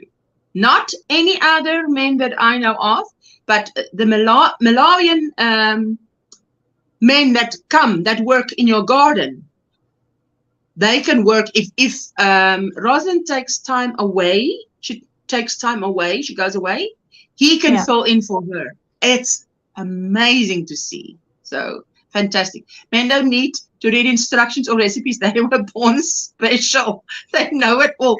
Or directions. They don't ask for directions either. It was like when I travelled to Australia, right? Rob goes to me, how are you going to cope? Whenever we've gone over on holidays before, I'm dealing with the kids. He does the flights. He does the tickets. He does everything, right? And so before I've left, he's booked me in online, because you can now do that. Oh, no. Right, I've turned up. I haven't got a ticket in hand. I've just got the itinerary that you get. And I've got to get my ticket, right? And I'm like, I don't know what I'm doing here. I look so blank. This lady standing by the side of me who had a little one. She goes, are you all right? I said, no, I'm at a loss. I've never done this before. So she helped me get my tickets. And then it turned out we were on the same flight. And I was like, if Missy needs someone else to come to, I said, I'll take over babysitting while you get a nap, because she was alone travelling. But her little one was perfect. She slept most of it.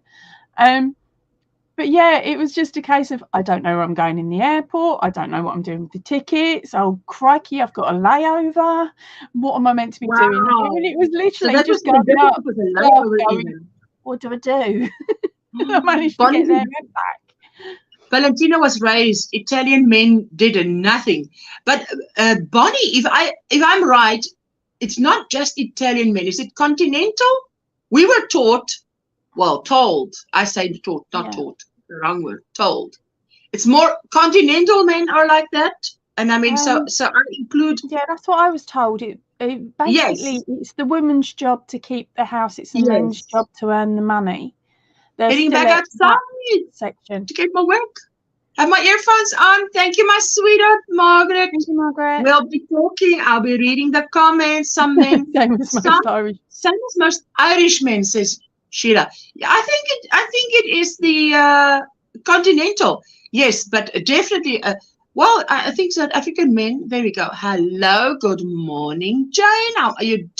Hello, sweetie. Nothing inside, but he would do anything. If I promised not to tell his friends. Bonnie, that's so funny. If you promise not to tell his friends, you're good.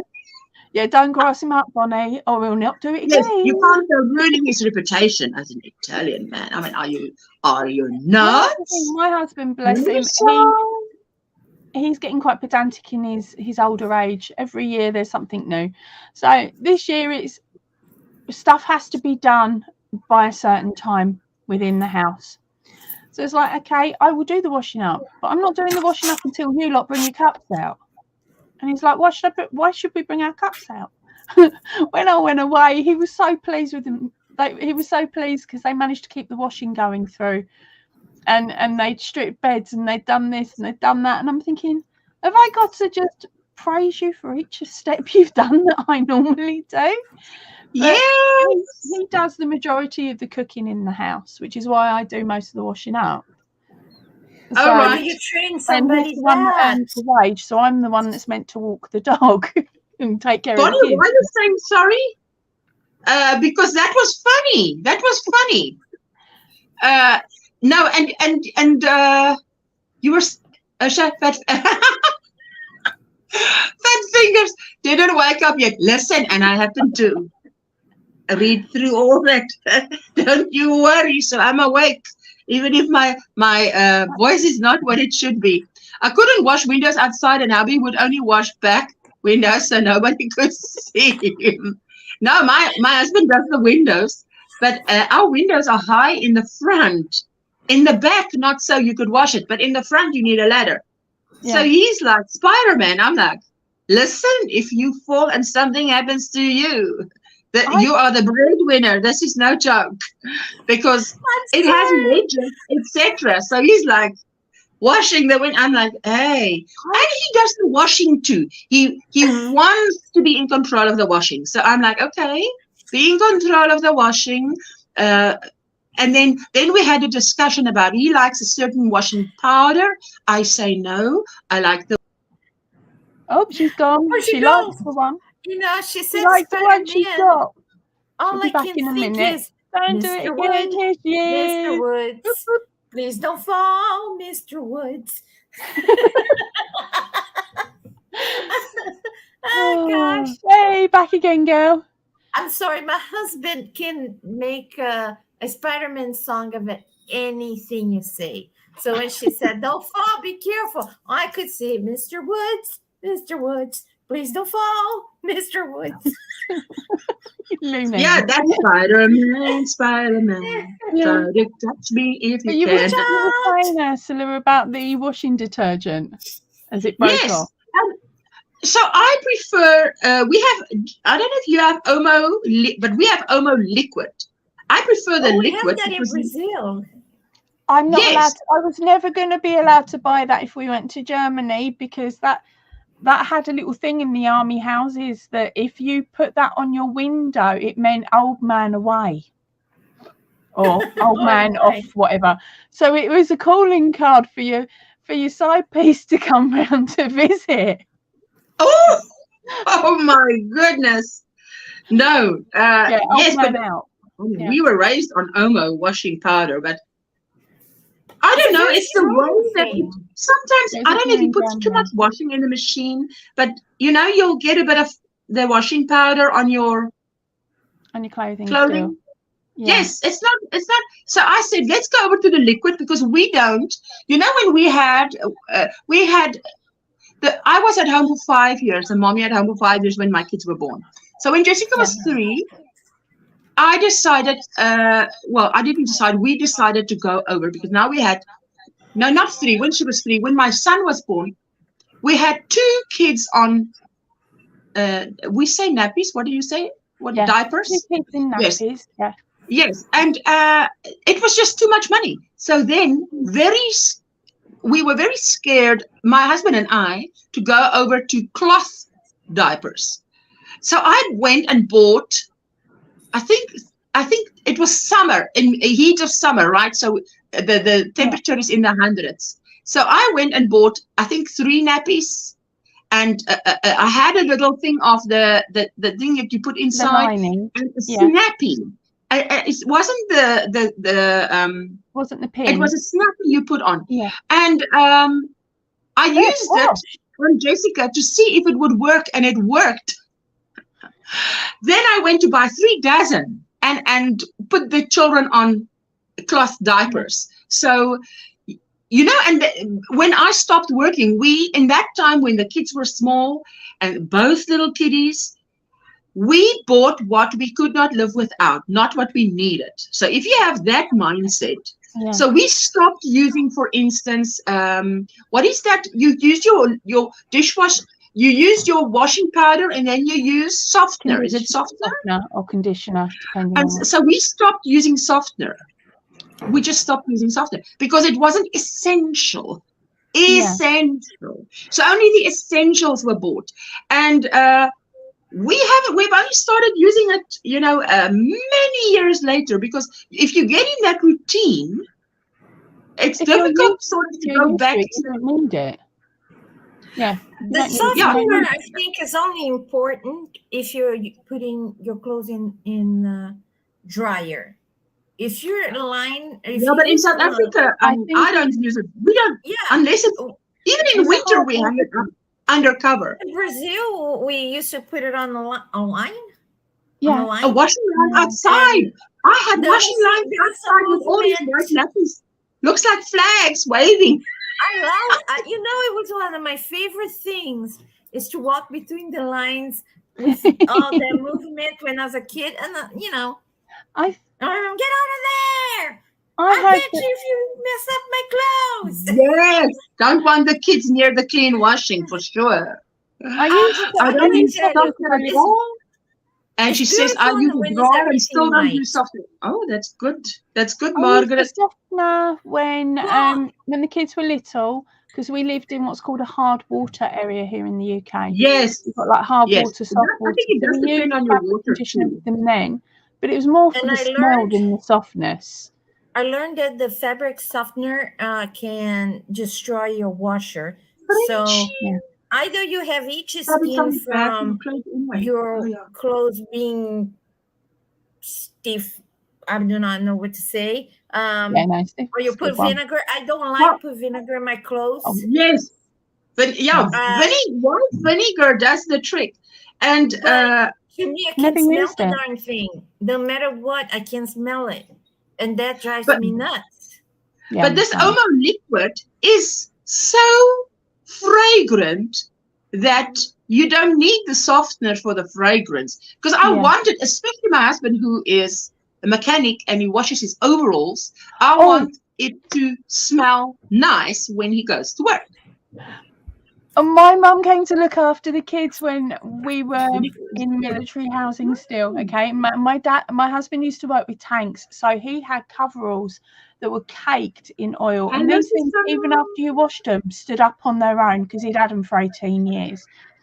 Mum comes around, and we'd gone away on holiday, and I just said to her, the cleaning products are up in that cupboard. We've got soap powder there. There's dishwasher tablets. Blah blah. And off we've gone, thinking nothing of it, because Mum knows what she's doing. She's me mum. I come back, right? you know, sure. She's as bad as me, didn't you? Right? So we come back, and she's gone, "Oh, Ange, those tablets that are in that container." I said, "Yeah." She's gone, "Where did you get them? They work brilliantly on Rob's coveralls." I'm like, tablets for the washing machine? I said, we've only got powder.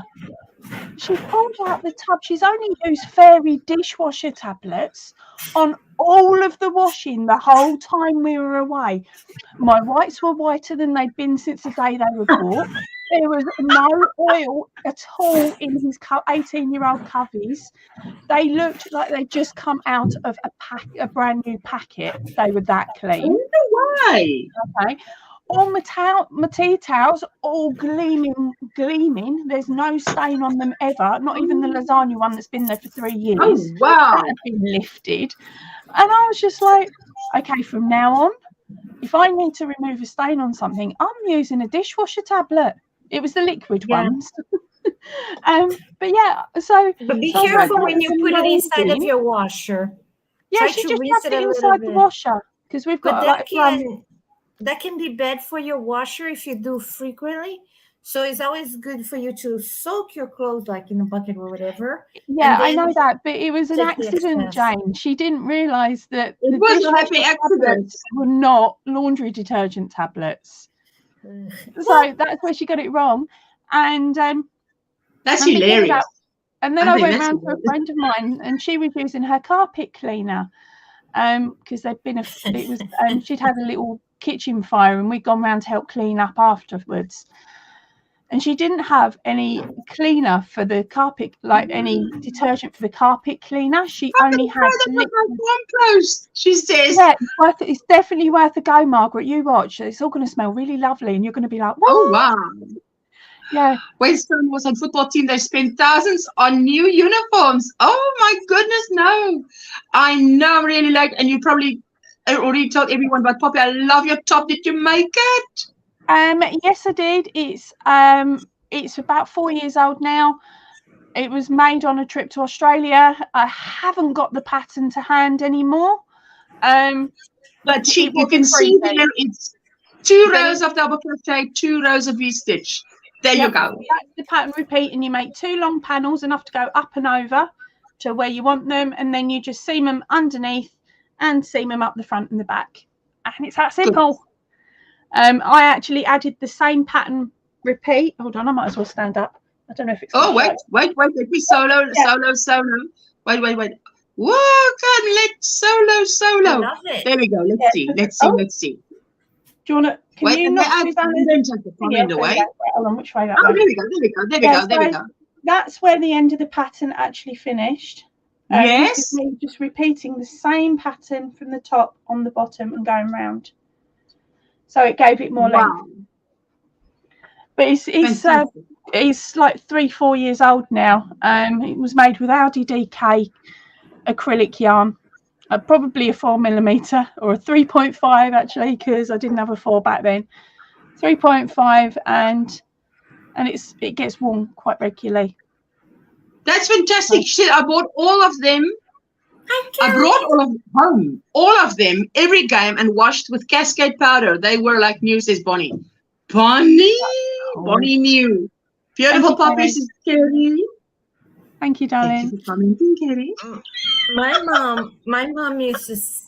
mom didn't like my grandmother on my father's side, but she said the woman could wash anything. Wait, my mother didn't like my grandmother. On my father's side. My father's mother. Oh, my grandmother. It's kind of weird because I never call her grandma. My mother didn't like my father's mother. Oh, well, that makes sense. She didn't like her mother-in-law. But the woman could wash anything. And she loved it. And she could make things so white that almost looked like blue. And when I started, then when I got to a certain age, I was responsible to wash everybody's clothes. So laundry was on me. It was my duty. So I was 12 years old washing and by hand, people. You don't know how blessed you are until you have a washer. Forget about the dryer. Just the washer is okay. So there I was an itsy bitty person, and I was never tall. But and then all of a sudden my mom said, at least you got something good from your grandmother.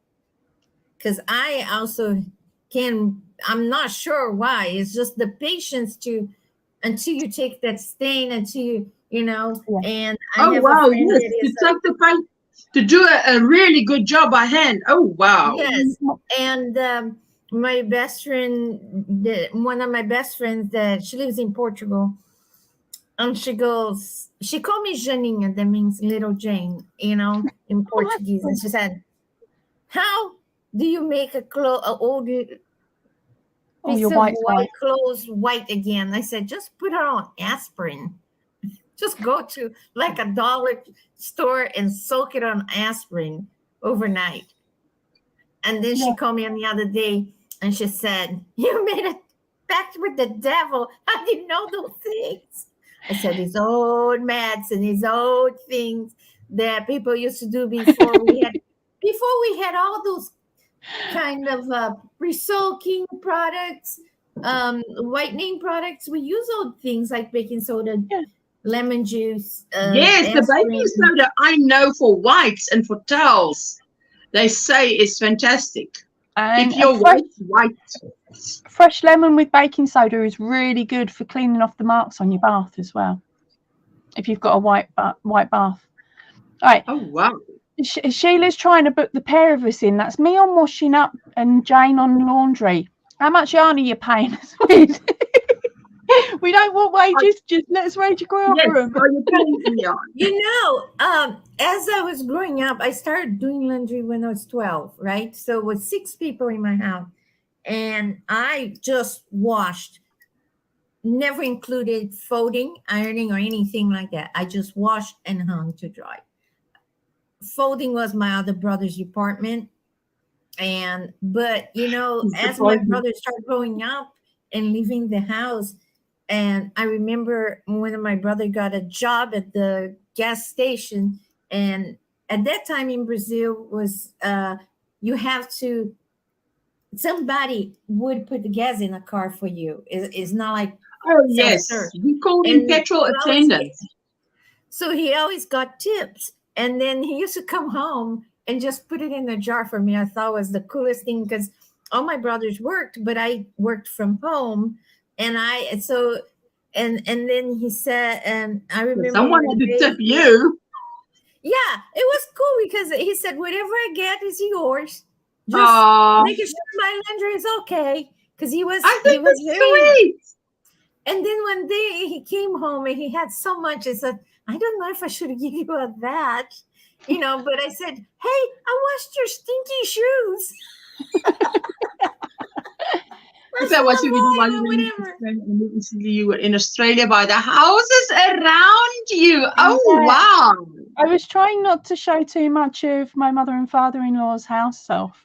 So you've basically got on the video, the first part of the video, you've just got a fence and the neighbour's house, but it's a one story, and they're such a popular shape in Australia that it's easily recognisable. I was laughing. You mean the design of the house?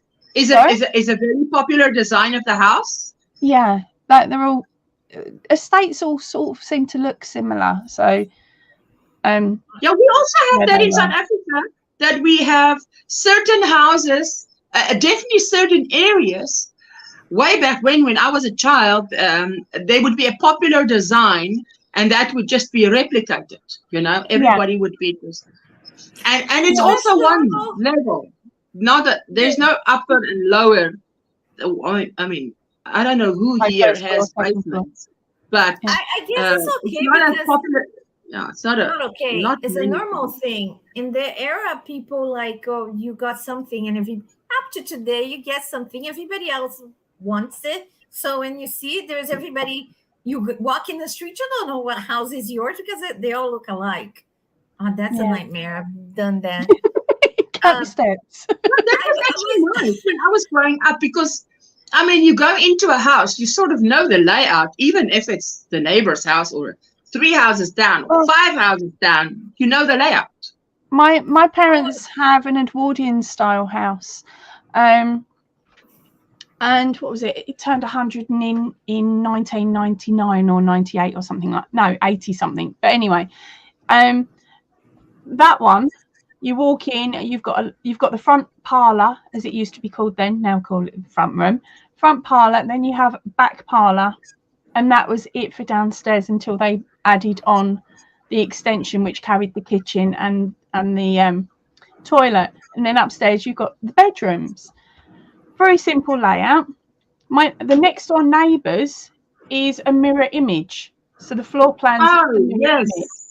And then the next 2 along are a repeat of my mum's and her neighbours until the end of the road, basically. Whereas this estate, we've got a 4-bed. Our neighbour's got a 4-bed, but hers is laid out completely differently. We've got like a front of the house, whereas her front is on the side. Are they different colors? From the road. Different colors, at least the houses, like when everything. My parents' road there was, because some of them, like you'd have a block of, I think it's 5, a block of 6. They would all be pebble dashed, meaning that the covering was cement, and then they used to place pebbles on it. Okay, so some of the people kept the original pebble colouring. The next door neighbour would paint theirs white, the next one would go beige, but it was all Yes. very light shades. Okay, nothing. Yes. Nobody ever stood out as such. They still blended. Here, all of the properties are built with the same brick style. They're all the same colour. There might be a slightly different shape between the 2s, the 3s, and the 4s, but otherwise they're pretty similar. In Australia, on my parents' estate, it's quite an older estate now. Her property looks the same as her next door neighbours, but 3 or 4 down, there's a completely different style. You know, like in Brazil, I lived in an area that was called when they first started was an embryo project. So they built a bathroom, set up yes, it's because they gave you the land and they gave you a little chunk like plot and plan. We call it plot and plan. Yeah, but it was embryo because you could build things and build your house the way you want. So the embryo was just one room, one bathroom, and the kitchen. You know, so from there you build up the way you want. So, but except the front of the houses were all alike. And when we moved there, I used to come from school, pass my house, then I was like, where am I? Come back, turn the other street, the same. And then my mom, where is she? And then she started looking out the window for me, and she saw me passing by my house 3 times. To the point that my brother was like, yo, Jay, nice one. So I never thought I would. I hate it. Even though, like, when you see movies like Harry Potter, that there is all the houses alike, you think, oh, that's so cool. No, it is a nightmare. You know, if you don't want, if you're not, if you're a child, it's a nightmare because, like, which one is yours? Oh, when you're a teenager and you think, which one is yours? Again. I did. I moved to Nebraska, where is the railroad houses are just like, you know, the kids drawing of a house is exactly that. And yes, I moved here on my first day. Me and my friend, we passed by our house 5 times, and we. Like a nightmare. I gotta paint my house. I gotta do something, and then like stereotype. I lived in a place in Wyoming. It was a small town with 200 people, and the first thing the person said, "You're a foreigner." I said, "How did you know? How did I give it away? Because I have an accent, right?" And then she said, "Don't go crazy painting your house like fuchsia, because I know you guys foreigners like bright colors." You know, the lady was about 90-something years old. I said, "I just bought 10 gallons of the most beautiful fuchsia." So the joke about fuchsia is like, I'm a foreigner, so I got to paint the house crazy color. So she said, "Just put some fuchsia. You can find your house, you know." So I buy flowers outside, has fuchsia. See you in a minute. That was Kelly calling me. Let me check on Kelly real quick. Just 1 second. No worries. Where I live, our houses are completely different. No worries. Susanna, yes. Now look, some places, it's not everywhere that they're all the same, not the whole country, but it's like where I grew up, and then, you know, I mean, people will eventually build onto it. Yeah, I was going to say that when they build, they change the design for that generation of builds, because of course what worked in the 1800s won't work now. What worked 10 years ago won't work now. We've got a new build that's come up around the corner to us, and they do look a lot. They look different compared to these ones. They're small. I tell you, the new builds, the room, everything is. It's like, guys, what the rooms are really, really small. So even old, I want to say flats. I don't know what you call them. We call them. Whenever it's on one floor. Yeah, flats. Flats like in a building with however many apartments, but you have one level. One level is yours, or there's 5 apartments on one level, then the next level 5 apartments. Even those that were built in 1970s, 1980s were spacious. I mean, you had a kitchen, you had a lounge, You had bedrooms. You had a big bathroom. Well, I think back then they were designed, weren't they, to hold a family of maybe 6 or 8 even. Although it might have been only a 2 or a 3 bedroom, it was still designed to hold that many. Whereas now they're thinking, oh, people are only having 2.5 kids. They don't need so much space. Because I know that when we moved in Jonathan's bedroom, the beds, I said, his bedroom is really big. It's 25 square meters. So it's 5 meters by 5 meters. And I mean, the first granny flat Craig and I lived in was 30 square meters. So it was 5 by 6 meters. But that was a flat lit. And but Jonathan's room is that big. I said to him, you know what? I think so many years ago, how many kids would they get into this one room with double bunks? You reckon 6? Yeah, double bunk. And a couple sleeping on the floor underneath. He said, I think 8 kids would have done in here. But now you see, he grew up in a hospital. So he would know. Thank you, Kerry, for lurking there. I so appreciate it. Yeah, Susanna, whereabouts in Australia are you, darling? You've probably told this to me multiple times, but it hasn't sunk in yet. I for the life of me cannot how do you say, memorize our friends down under where the different areas, because to me it's still just Australia. Now you've got to remember though, with Australia, that the size of Australia is the same size as the UK and all of the continent in one. So France, Germany, all that big massive land. Yes, they are massive. If you overlay an image of Australia, it's still bigger. I always thought, she says, I always wondered what a person did with a 0.5 kid. Hanging off the ceiling in a bassinet. Yes, no, that one's probably still in mom and dad's room or in the bunk bed. A bunk bed and a single bed. It's just the way the census math wasn't it? It was like, let's count up all the children, now divide it by all the families. There's your, you've only got half a kid. Yeah, because I mean, my best friend was one of 4 sisters, and they were 2 children, a 3-bedroom house, two girls, mom and dad. Yeah, that's it.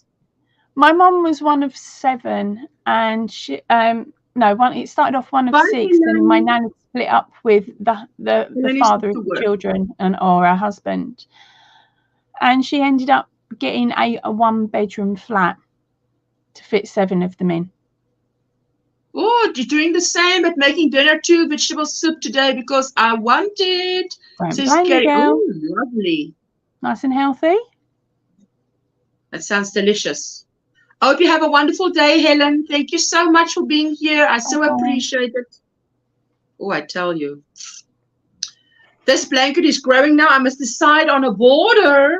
But it needed more rows than I thought. And now it's a nice weight because it's a cotton blanket. Yeah. So she says, Susanna says, I can pick up different accents. So if someone is from Tasmania, I can tell. Or Victoria, or is it New South? New South Wales. And I wanted to say New South Wales. Slightly, if you're from the Southern Beaches or Perth City. Hey, if I'm over in Australia too long, I come back and I sound like a Melbourneite. It's really bad. If I spend too much time around people that are from Melbourne, I end up sounding like them because my Essex accent is very similar anyway. It's just that I haven't got the twang at the end of the sentences that they do. Yes. So of course when I come back, I'm twanging at the end of my sentences, so I start sounding like I'm from Melbourne. It's funny as anything. Yes, but we were talking about that on Friday, that when you pick up an accent, I've heard that it is when you have a musical ear, when you I don't know how to put that, how they put that, then it is easy for you to pick up someone else's accent when you speak to them. So I remember the one guy, comedian, said he's talking to the Japanese guy and he's saying, and in the end, the Japanese guy says, "You are sounding like me." He says, "It's because I got carried away." Oh, that was hilarious. I was in Scouts, and we'd gone to a jamboree, which is where lots of different groups of Scouts from all over the country all meet up. And we had a group of Irish Scouts next door to us, and they were from Southern Ireland. I'm sure it was Southern. Could have been. It was either Southern or Northern. I'll just say Ireland. And they were next door to us. Now, I didn't get on with the kids in my troop that well, but I made friends with the Irish gang. And I spent far too much time with them, so much so that when it was time to leave, their leader tried to pack me into their car because into their bus because he thought I was one of his kids. And I'm like, no, mate, no, I'm from that group. And it was just tell me what age were you every day, and you sound like it. What age was I? I would have been about 12. Because in our last year of school, when I was 18, we went to a schoolverlaters camp, which is a school when you're ready to leave school camp. Oh, school leavers camp, yeah. Okay, there you have it, that word. So I went to that, but now by some fluke or some accident, or I don't know what you call it, I ended up in a camp. And I was the only one from my school in that camp. So I didn't know a single other person. So, and in that camp, I went hiking with someone, and I don't know why was I barefoot? And we were walking on the riverbed because the riverbed was. That's probably why you were barefoot. Right. You didn't want to get your shoes wet. And the riverbed was dry, but I went over a rock and I heard something that sounded like material ripping. And I looked back and I thought, what was that sound? And it wasn't me. So what was it? And then I walked, and as I walked, I lift my foot up, and it is just blood. And the next thing, blood. And I had ripped the top of the rock. Had caught my, say, next to the big toe, that toe, and just cut it to the bone, to the bone. Oh. Now, me, I tell you, I will clean anything. Pee-pee, poo-poo, puke, anything, but not blood. My stomach just flips. Oh, so I freak out. So this child that was with me, it was, I think, a boy from another school, young guy. He helped me to get back, and this lady, this auntie, made me lie on one of these little benches that we would sit on and have a meeting. And I was lying on my stomach, and she was putting, what is it, Rosemary? If you're still here, what is that English word? Mercurochrome? That's how we say it, but that might not be the right. It's red. It's red stuff that you put on a wound, and it makes it ugly. Iodine. Iodine? What is it? I thought it was methylate, the thing red that burns. Let me look it up. Red.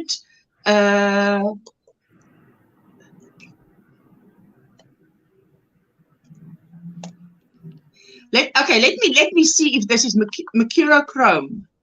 Yes, mercurochrome antiseptic solution. It's a red, man, and it just everything is red. It looks worse. The wound looks worse when you put that on, but it shrunk that whole wound because the uncle that was there, that man, one of the men in charge said, I think this girl needs stitches. We need to take her to the hospital. And Gentian Violet. Ooh, there you go. So then, hello, Juanita. How are you doing? Gentian Violet. It's this mercurochrome. Wait. Let me share. I'm going to share the screen so I can show you guys. because obviously I realized the way I pronounce it is not the way that it's supposed to be said. I think that's what it looks like, if you could see it. Iodine is red, or iodine. Iodine is red. I know we used to call it, we would just say mercurochrome, but obviously, there it is. There it is. That is the one. That's the one.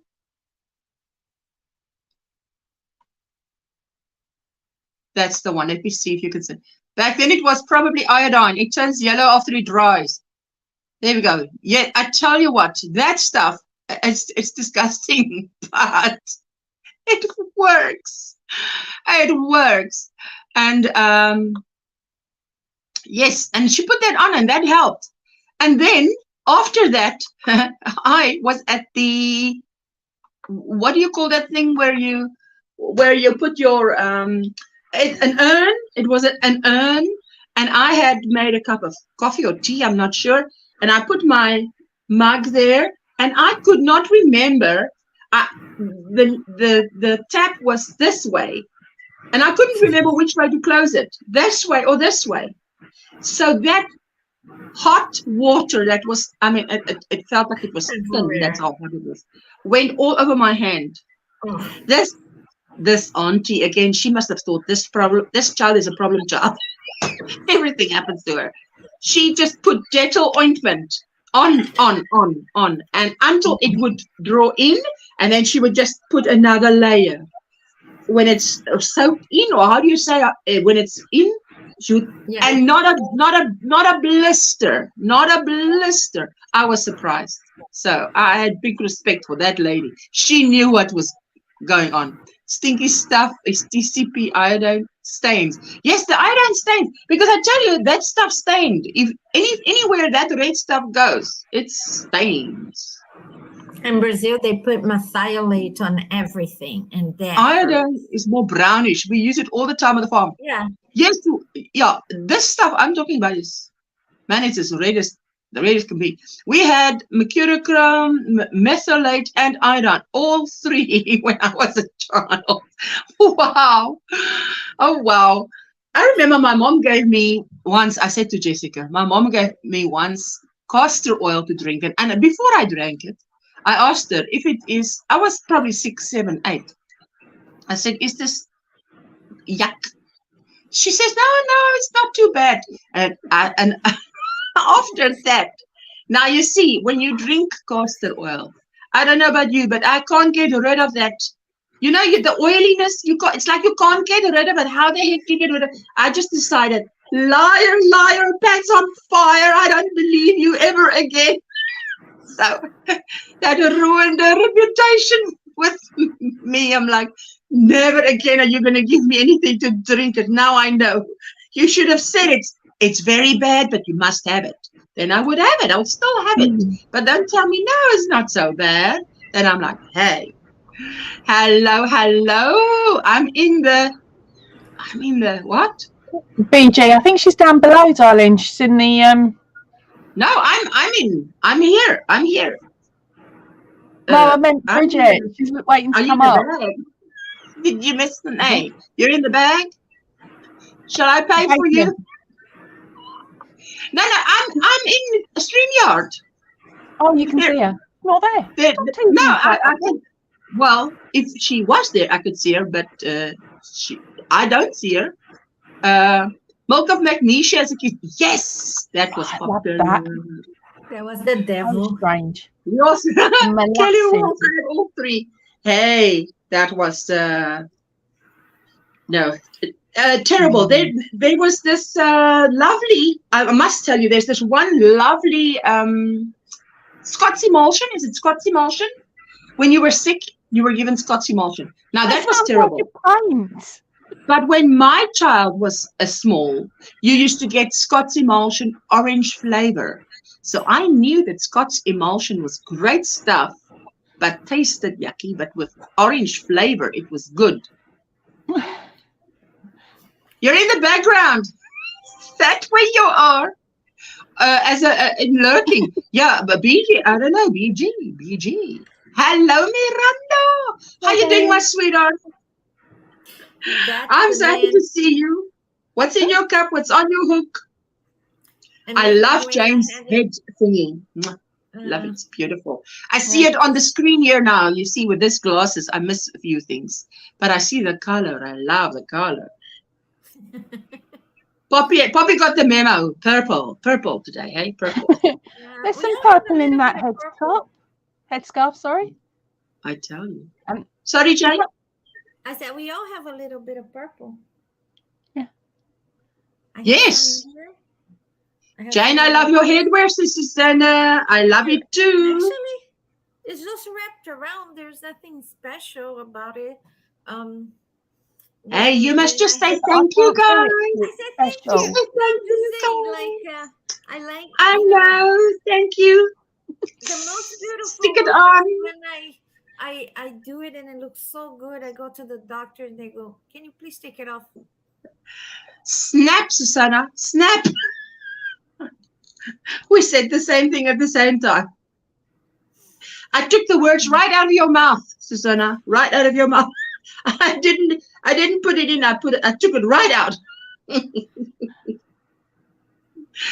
Granny D, hello, my sweetie. How are you doing? It's so good to see you.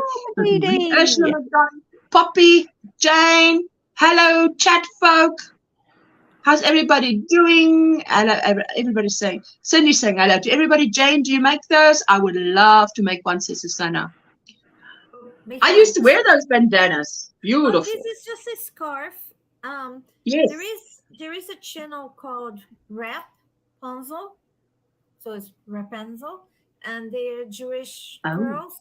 And they kind of teach you, anybody that wanted to learn, they do it for their religion issues, but they also have people from everywhere, from different reasons, people that just like to wrap their head, and others because, like me, it helps with the throbbing and for religion or other purpose. But basically, for your turban or sihil, whatever you call, to stay, you need to have a velvet band or a volumizer. I don't use a volumizer. I think I look ugly. One day I put a volumizer, called Ursula and said, "Do I look like an alien?" Oh, that's evil. To me, my head was this big. And she said, "No, it looks nice." I cannot use it, so I just use that, so it won't come out at all. It won't move. And then no, but you want, the thing is, I think no, I can't say for most people. As for me, I would like volume because it's already takes everything to get it here. If I need headgear, I need something that will make anybody who looks at me think I've got Rapunzel hair below that scarf.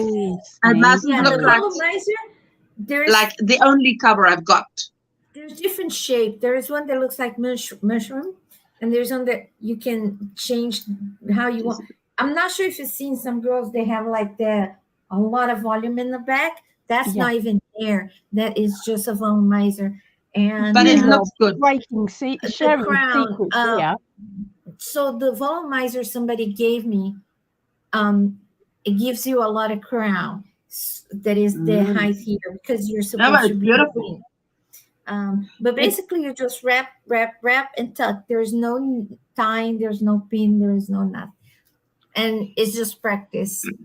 Are you able to write your name on that channel in the description? But not in the description. Yes. Sorry, in the chat. You can put the link in the chat. It's great. Yes, but fingers were too slow as I'm still struggling with my neck migraine. Oh, I tell you what, Cindy wants to dance. Let's quickly dance for Cindy. Let me go and get the dance jingle jangle around your ankle. Thank you, Cindy.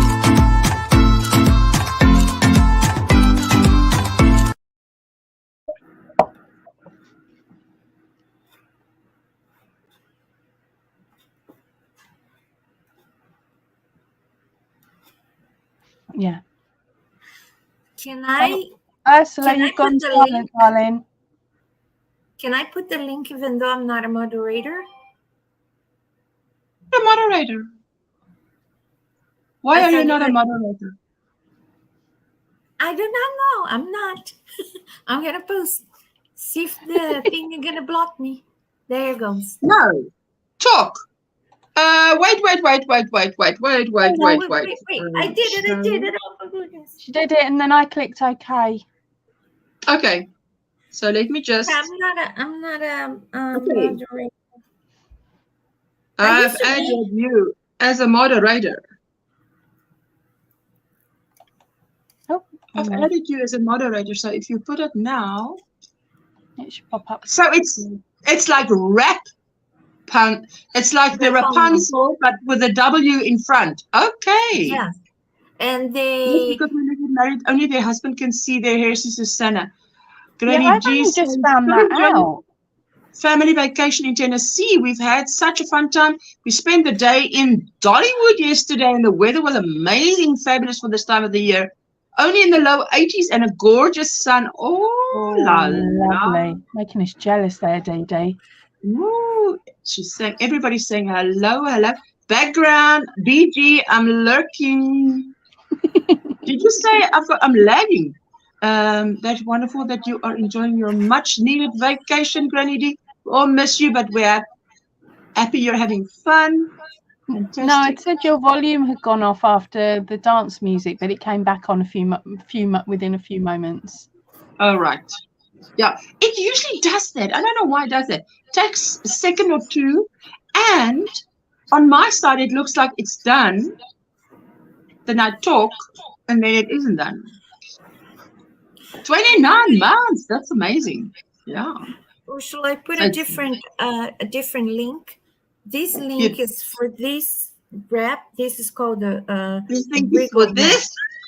That's the way you not say my hand, go on my hand.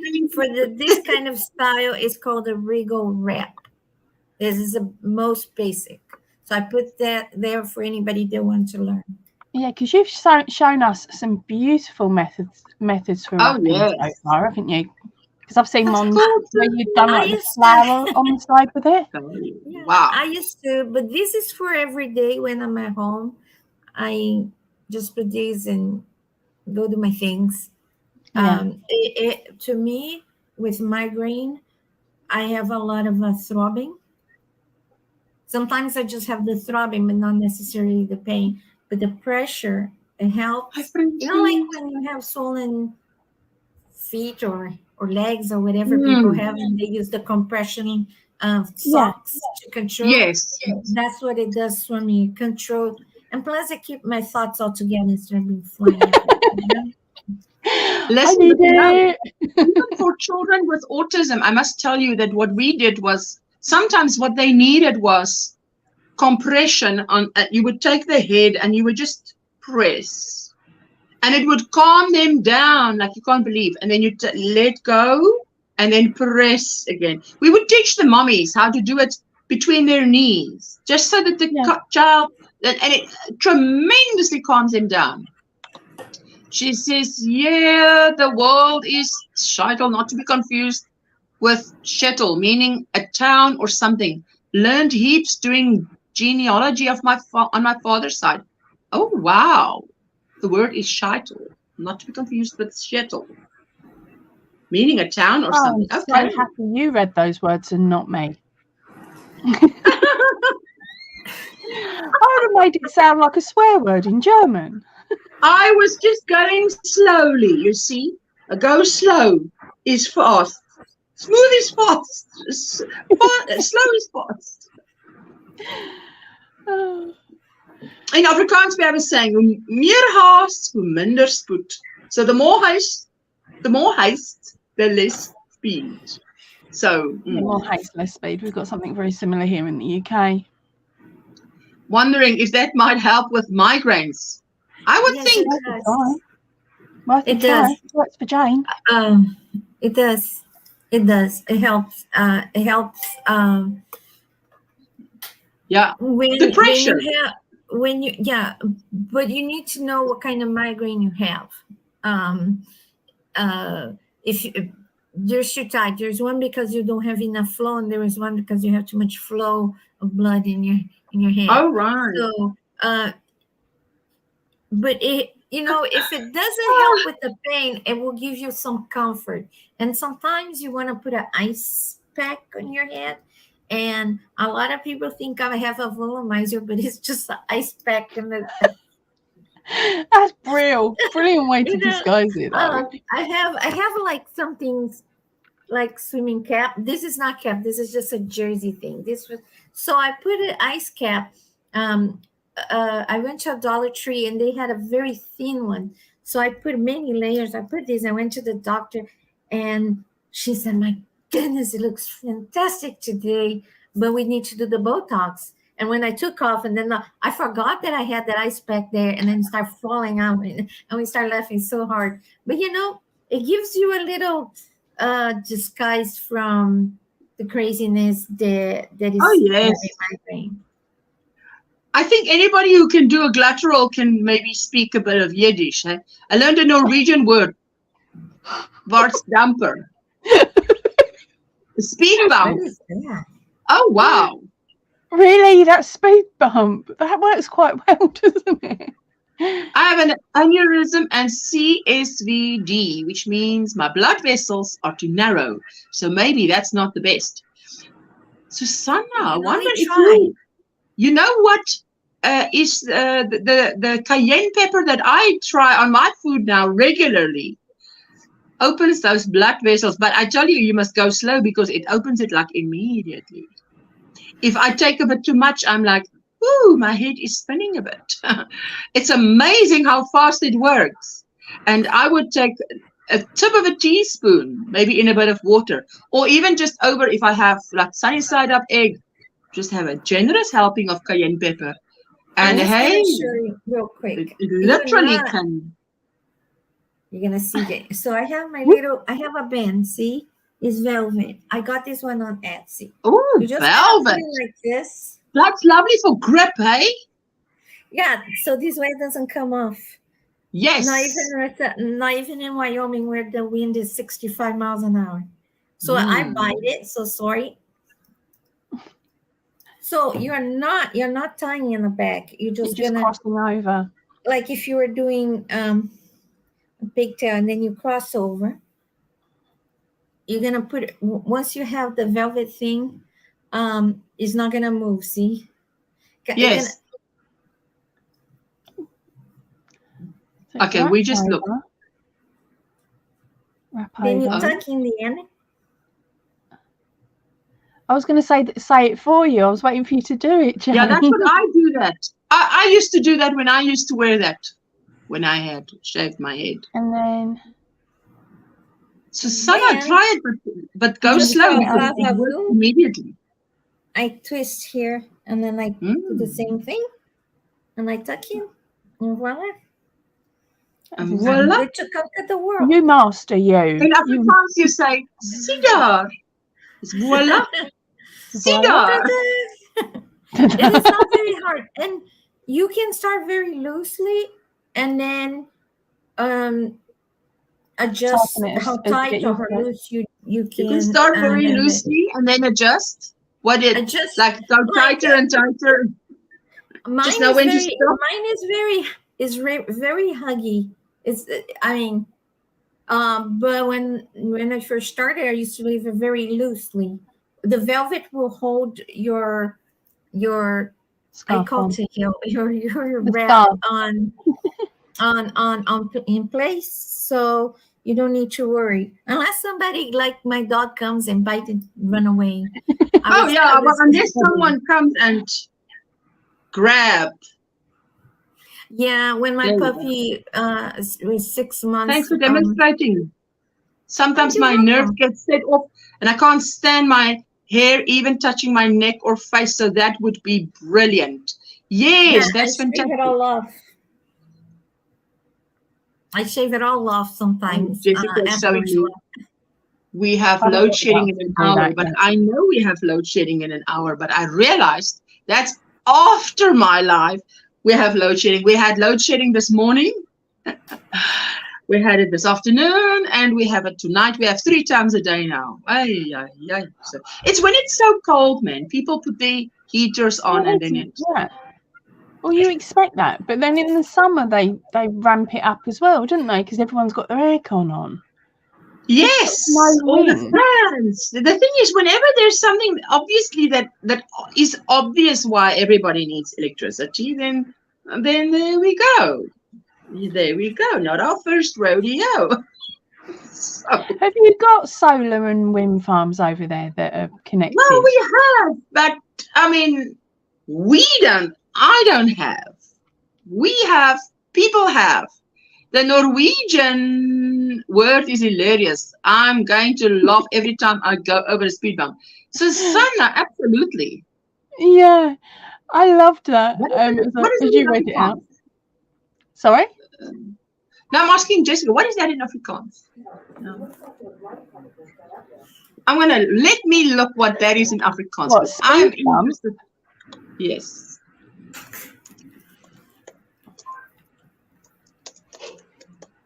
Wait, let me ask. A spoedwal. Did you just translate the Norwegian or? I'm gonna put it in there.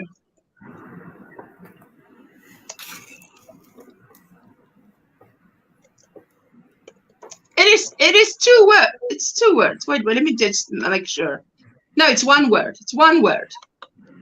The English is 2 words. Speed bump is 2 words. And in Afrikaans, it's 1 word. Sounds like spitball. Jane, what was that velvet thing called? I'm trying to get the link here for her because I do not know the name. It's There just a velvet band. Some people use it when they wear wigs as well, but mine is extra wide. I'll give you the link where I got it. Yeah, that's nice. I love that. You know what I used to wear is you get like a thin wire, and they've got this wire, and then each one has a little. It's like little teeth, and they are also part of this wire. And I would put it in my hair like an Alice band. Like, did you call it an Alice band? You put it in, and you can put anything over that thing. Nothing's gonna move unless you lose your hair with whatever's gonna move. So, if anybody then grabs, they're gonna grab your hair. I think we had the same thing actually in like the 90s, but half of the girls didn't bother wearing them as the headbands. They used to wear them as collars. Lethal, but collars. Yeah. Yes. That's dangerous. They were like spiky, weren't they? And they would stretch to fit your head.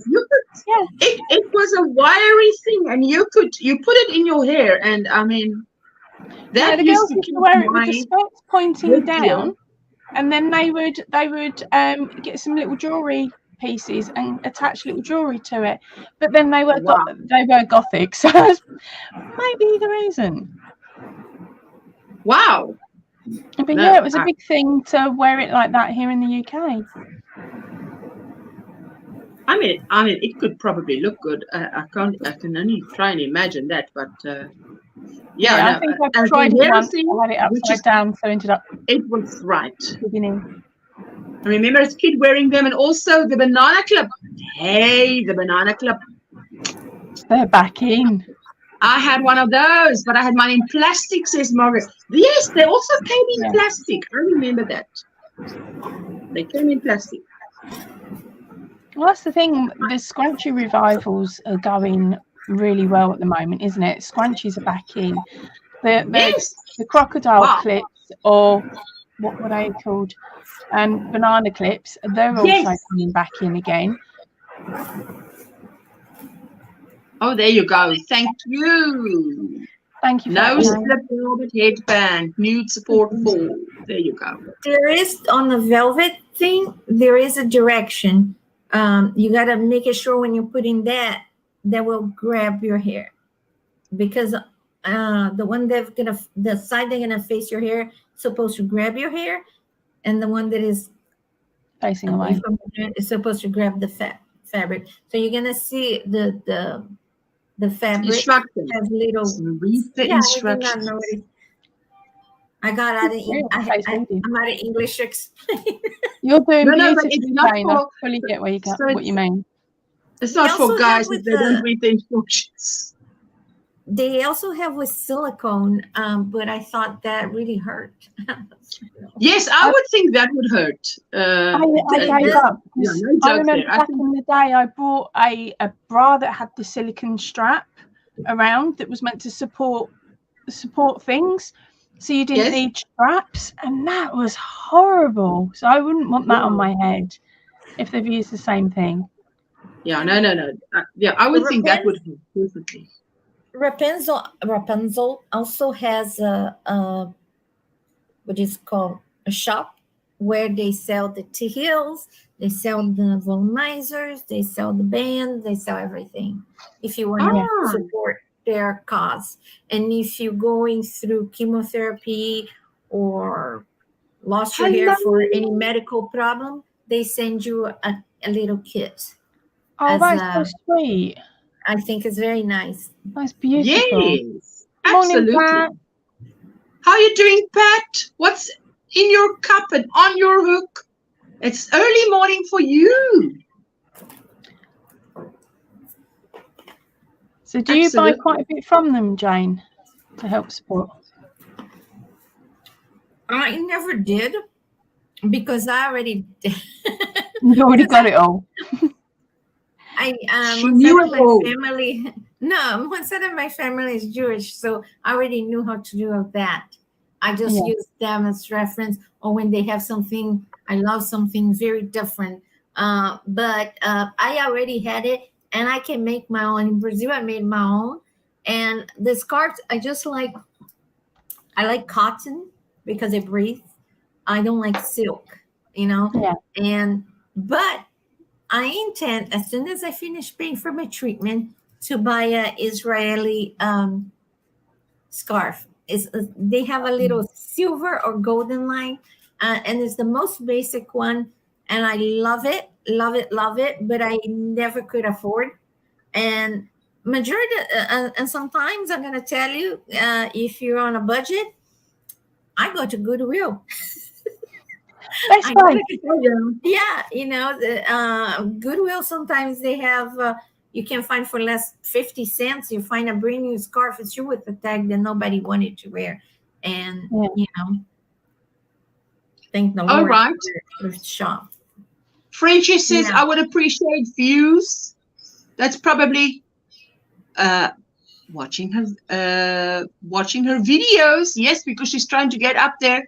Hello, Catherine. Hi, darling. I love Linda would also appreciate, Linda Simpson, some watch hours and some and then Sunflower Ashley. So I will definitely be running those 3 playlists. If anybody else needs watch hours, just tell us. I'll write you up and I'll get to you this week. Absolutely. Ursula, would you like to see Jane, I would love to see that when you get it. Do you have a picture example? Of what? I'm sorry. I think it was that scarf you were talking about a few moments ago. Yes. The one you really want. All the gear you mentioned. Water in my cups. The tutorial chevron on my hook. No, she hasn't. Not so close to hand. It's called the Israeli Tehil. How do you spell Tehil? See, he was a red head rep. See, he was a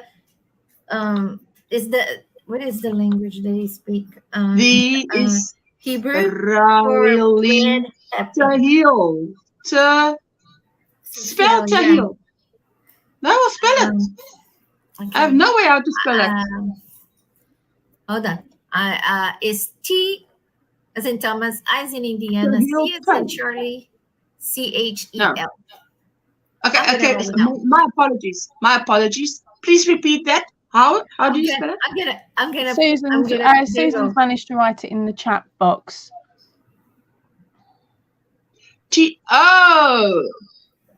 I would have said Tehil. Okay. That's how they pronounce. So okay, there we go. Got it. Got it. Got it. Got it. Got it. Got it. There we go. Wait. One back. One back. I'll just share the screen. There. Okay. See. Yeah. I would have pronounced. See. I would pronounce the CH as a. yeah. You've got 642 friends. You need a lot of followers. You've done really well. We'll help you out. There we go. Share screen. There we go. Jane, now you can say. There we go. Tehil? I think that's how I said. There you go. So maybe this one, Etsy. Yeah, Israeli Tehil. Tehil. I don't say it very well. I just think those are cute. Ooh, beautiful. One of these days, I'm gonna come over with nice little mice. Does the cheekbones come with it? I'd love that. No, that's the easiest way to tie the scarf. Look at that. This is it comes naturally if you have a little bit of the bloodline.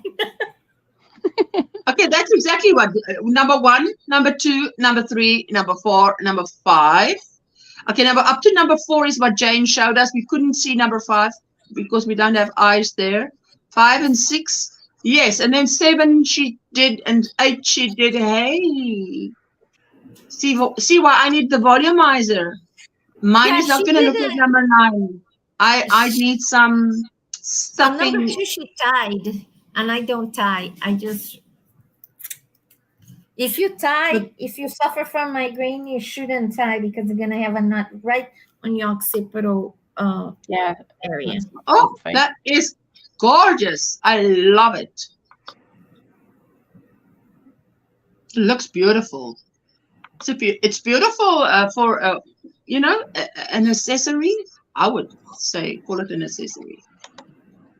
I like it. I am a mutt. Brazilians, they're the mutt of the world. I have indigenous blood.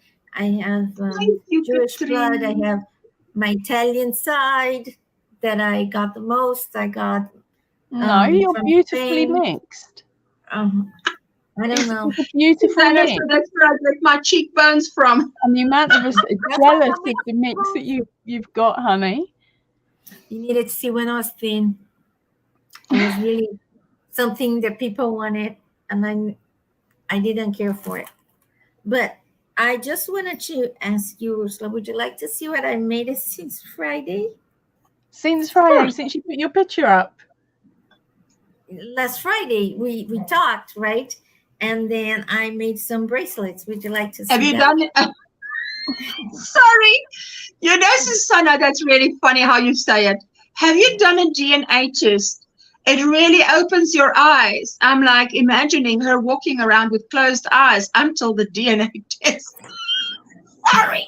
That was just hilarious. Susanna, you hey man, you see, it's different cultures, different humor. I don't have a DNA test. But I did, I have a genealogy all the way to 1800. So you followed your family tree back. Yeah. My family is LDS, so genealogy is a big thing. Pardon? The LDS? What's that?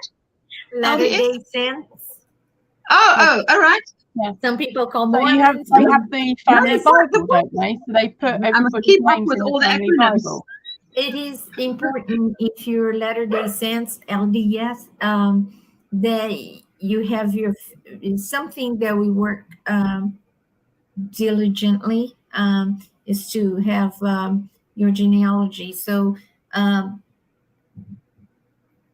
the church, the Church of Jesus Christ of Latter-day Saints, they have a very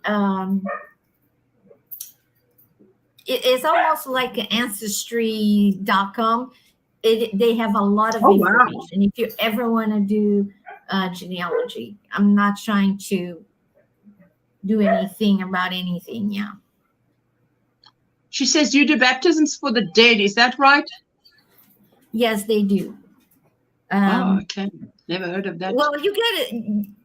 My family, at the same time, we come from everywhere. There's all types of religion in my family. Just aunt or uncle or somebody that married into the family. We have people from that practice voodoo, that is Buddhist, or Krishnas, Mormons, Baptists, Assembly of God, you name it. Oh, you name it. Wow, So Bonnie. it's kind of like, I guess that's why I don't really, it's something that I usually don't talk about, this religion, because it's always and football. The football, I say, is soccer, right? Because it can cause a fiasco. And politics. Bonnie says I've done Italian family tree back to the beyond the 1800s. Bonnie, that's a big job, hey? I did a DNA test to see if I could find my cousin who only a few in the family know about. So far, no luck. Margaret. Wow. Okay. You were going to show us something that you've made. Oh, yeah. I made it since the last Friday. I made a couple. I think I have been a little. So can I solo you? Yeah, if you want it. So wow, I want to see. As the wall said, to be able to see better. There we go. Oh, I love that. So, I'm sorry about my hands. And I put lotion, but some are not totally 100% done, but just the crochet part. I love the colors. I made some purple. It's kind of weird because it doesn't. This is not the color that it actually is. I made more red for the migraine. Red and purple. This one, when it's done, it looks like this. It goes in a little thing. So I do in like assembly line. I do an X amount. Yes, when I'm that done, makes sense. I put the little hope and the butterfly. Oh my goodness! And I can't show when I want it. Oh, that's beautiful. And this is the short one. Then I made it. Oh, I'm not sure. This is also a type of green. It's not showing green on the screen. I'm not sure why. I like this one too badly. That one sort of goes from a light green to a dark green back to a light. I wanted to make this one, and then I needed to. What is it when you finish crocheting and you put it a pin and thing? Because it looks a little bit uneven. And I thought about making this about mental health because we all has a little issue. Some is a little bit darker, some other people is a little bit lighter. But then I thought, yeah, I just like to be green. So is that one going to be a wristband as well? Yes. The shorter one is one wrap. It just go like this one. Oh, okay.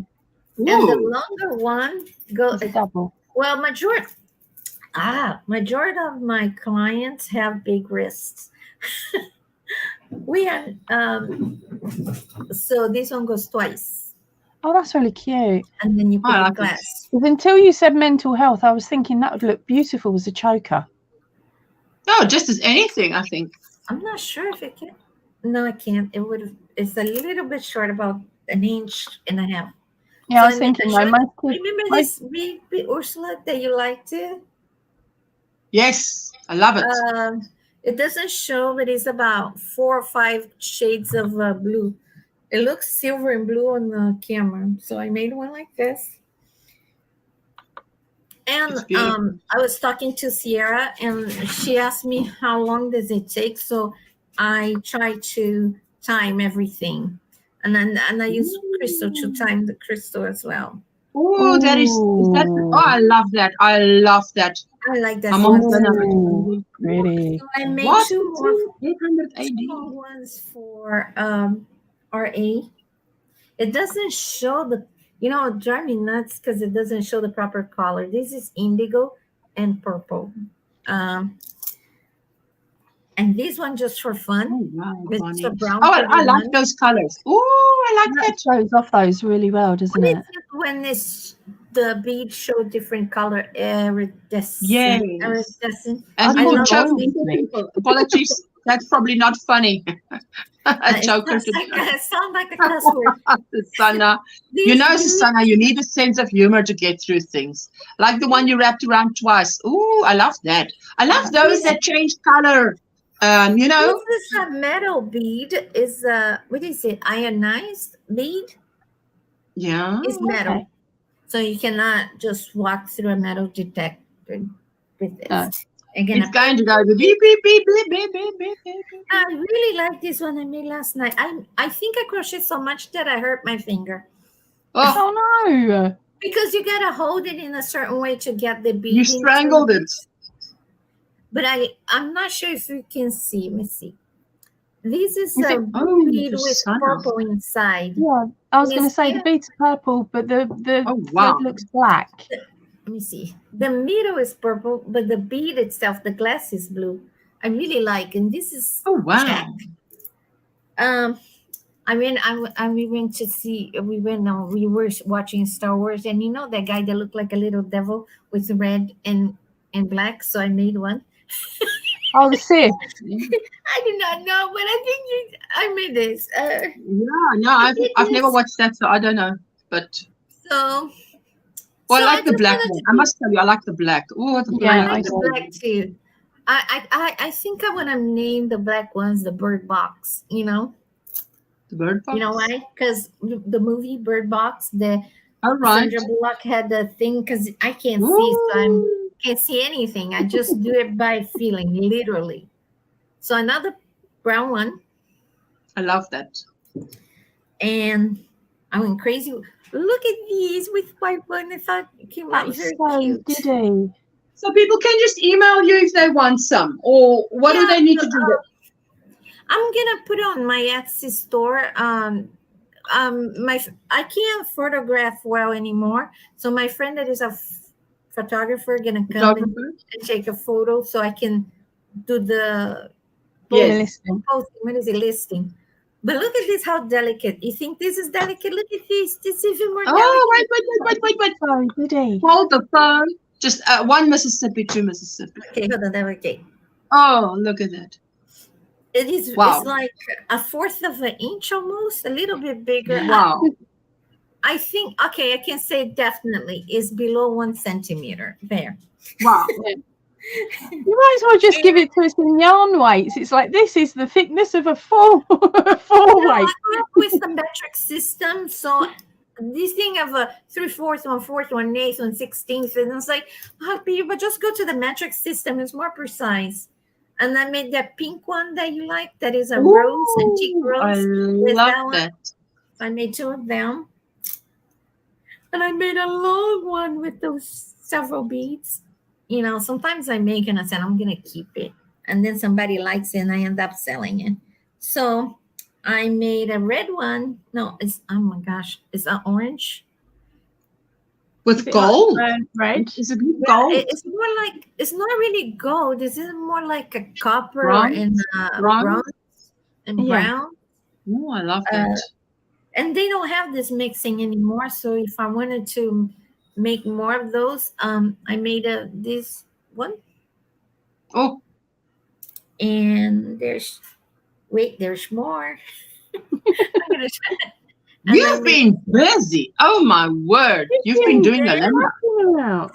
And then just for the fun of it, I'll show you how does Jane do that? Well, Jane so I like to wear things on my head. So there was, I do not know what it's called, this kind of, it's just a little microfiber. Microfiber. So it was like it's about $4, but on the last clearance on Hobby Lobby they were 15 cents, so I got them all just for this. Poppy, do they ever pay full price? Wide head buff. Sometimes I would. So this is what I do. I just put it a whole bunch of it. It's beautiful like that, and I want to make a line with all white. All white beads with different color. Oh yay! Let's see if there's any, and then there's more of the I think here you can see. I love that. Oh, that's beautiful. Morning, Jeanette. Hello, my sweetheart. Morning, darling. I like that pink. Is that light pink? It's a light pink. It's a pink. So this is where I'm sorry, people. I'm not familiar, but this part of my finger. What is this finger called? I call my flipping finger. Your index finger. It's the middle finger. Index. This one. Middle. The naughty one. Yes, that's the middle finger. I call it the middle finger. I'm also flipping. Oh, I'm sorry. Ring Right. finger, middle finger, index finger, thumb. Yeah. Oh, wow. Let me see here. Yeah. I think I have one that I was crocheting here. So the way I hold, okay, I was crocheting here. So I hold it, and I hold put the thread normally, but I put it over here to fill it, and I poke so many times. Yes, that's the thing. Yes. And you've done so much. I mean, if I just look at how many you've showed us now, that's amazing. Well, I was 3 hours at the hospital having the treatment. So oh, 3 right. hours. So while you're sitting there having the treatment. And then after that, waiting. And now I'm going to have a break on, what is it called? The finger? This one. Index. No, the other one, the neighbor. The naughty The finger. middle finger. I call it the middle finger. We call it the middle finger. Middle. And then I will give him my middle finger rest so I can heal, because Yes. I think it's already have an indentation. It's by Yes. You know, it when we is were at burning. school and you used to grip the pen too hard, you used to get just above the nail of the middle finger. talus. You used to get like an indent. I used to hate that when it just didn't look nice. Jane, you need to crochet a fingertip sock. I seen crafters wear them, Sister Sana. Jeanette, I hope you're doing well. I saw your live stream yesterday. I was there before you started, and I made it back again.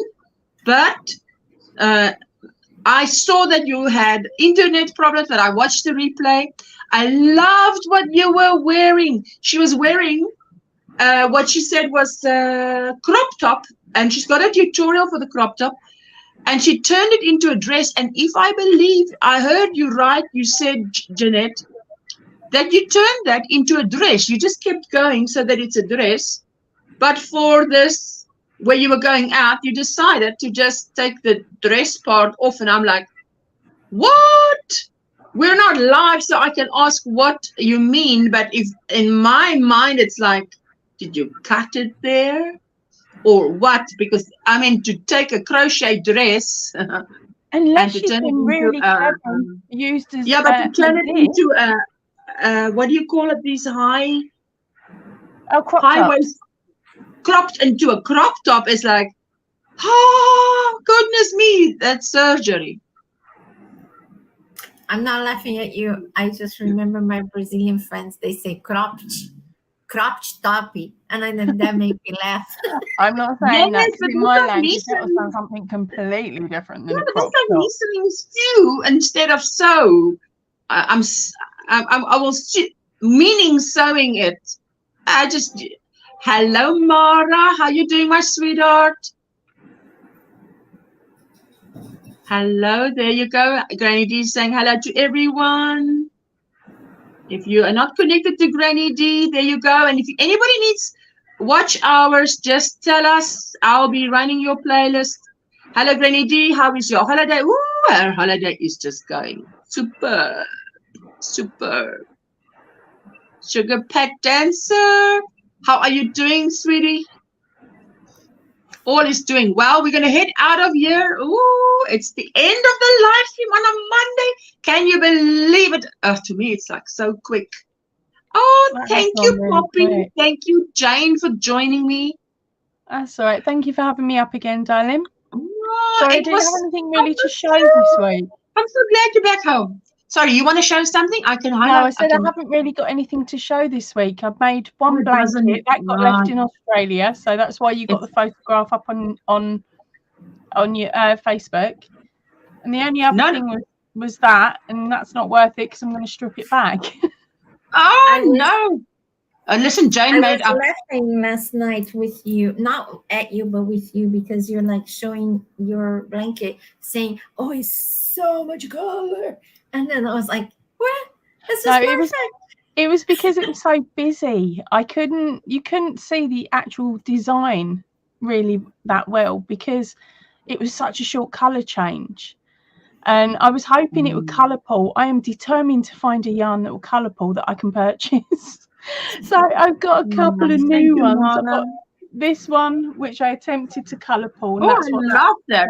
Well, like. okay, but wait, you said you're going to strip it back, but can we just see it? Right quick. Oh, why are you going to strip it back? Sorry? That's moss stitch. Yeah, this is the moss stitch, but it hasn't, like, you know when you see the colour pull photos, the like squares and things? Yes. that's a terrible reason for stripping it back, because what I see there is so pretty. Oh, I love it. I love it. I know it's not curling the way you want it to, but it's still pretty. Oh, that would make it won't get pulled back until the other 3 balls have been used.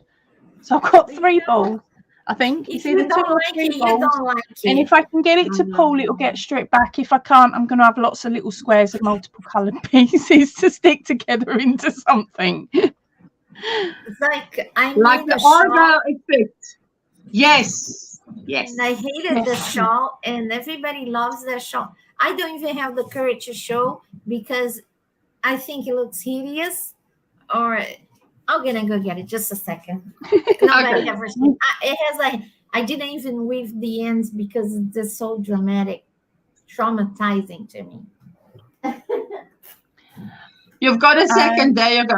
And then we're going to get out of here. Oh, I'm at home now. I'm back in the UK. I'm so happy that you're back because I missed you. But I must catch up on. I've caught up on some of your videos, but I need to catch up on more. I'm going to be there forever. Yeah, Susanna's saying, "Oh my gosh, Poppy, Spotlight had Colton skinny cakes on special for $11. She brought a few." When I went, I got to go to the local one a couple of times because, of course, I bought that yarn. All pretty. I understand what you mean about the I'm going to solo you, so just hold it. Oh, that's a shawl. Yeah. I made it and then I tried to sober up with this purple thing, and it looks sober up. Sober it up meaning calm it down. I know what you mean. Calm it down. Yeah, because it's just like feels like a unicorn vomit on me. I'm not sure. No, it's just because you don't like pink. Finish the edges. Because you don't like pink. I just like so much. I was about to take it apart. No, it's really pretty. I love it. Okay, I tell you, I love it. I love it. I vote that I love it. I vote that you finish it. Yeah, finish it, sew in your ends, and then label it on your Etsy as unicorn vomit shawl, and it will go really quickly. It's so gorgeous and cheerful, says Susanna. And there's the Granny Square. I call the Granny Square 2 rows. Yeah, Granny Square, Granny Stitch. And there is those things that is just chain. Yes. But you know, it's so busy that you can't see it. No, man, but you can't see it anyway. For those of you who don't have good eyesight, so all you see is the pink. So what does it really matter? Now you want to strip it back for what? And I do not know. I wanted to set on fire, but I don't even have matches. No. I know exactly where Jane's going, because as I was making that blanket, I'm thinking, I'm going to set this thing on fire. It's horrible. And I thought, you know what? It could have been worse, because when I did go to Spotlight, the only colours of yarn that they had in their mill end bin at the time was fluorescent orange and fluorescent pink. And I was like, I'm not buying it because I'm not working on it. Working with those colours, you can forget it. Look at this. Okay, well, I love it.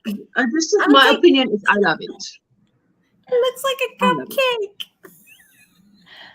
I love it. Nothing worked on this. Just get it. Just make it. Just finish it. Sell it and move on. Someone is going to love it. I'm gonna donate. There is a nursing home here, and I know that They might. No.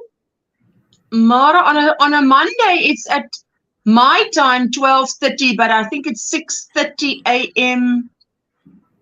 Eastern time, American time. And on a Friday, it's 11 a.m. Eastern time, which is 5 p.m. my time. There we go. So, Jane, it's gorgeous. Pink suits you. It's beautiful, Don't say Jane. that.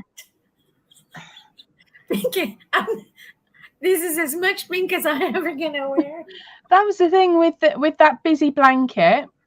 You couldn't see the actual design of the blanket. All you could see was the way that the colour had pulled. And I was like, I really like the first section because it had what looked like arrows. But then I ran out of yarn, changed to the next cake, and the pattern wasn't there again, even going in the other direction. And it was just every time I changed the cake, there was a different pattern. And I'm like, just give me the same, make the last one match the first, and I'll be happy. No, didn't get the match, but my mother-in-law doesn't care. She says it keeps her leg warm and she doesn't have to look at it. So it's a finish it and call it your confetti sprinkle shawl, says Katrine. There you go. There you go. Okay, ladies. We're going to sign off here. And my power's going to go out in, I think, 25 minutes, if I've got 25 minutes. So I've got a thing or two to do before 25 minutes leaves me in the dark. Okie dokie. So let's give a shout out to the Square Squad. We play out. And ladies, you can wave your wave. Thank you for everybody who came today. Mwah! Big hugs for everybody watching the replay. If you've made it this far, oh, you need a medal. So, toodles. Bye.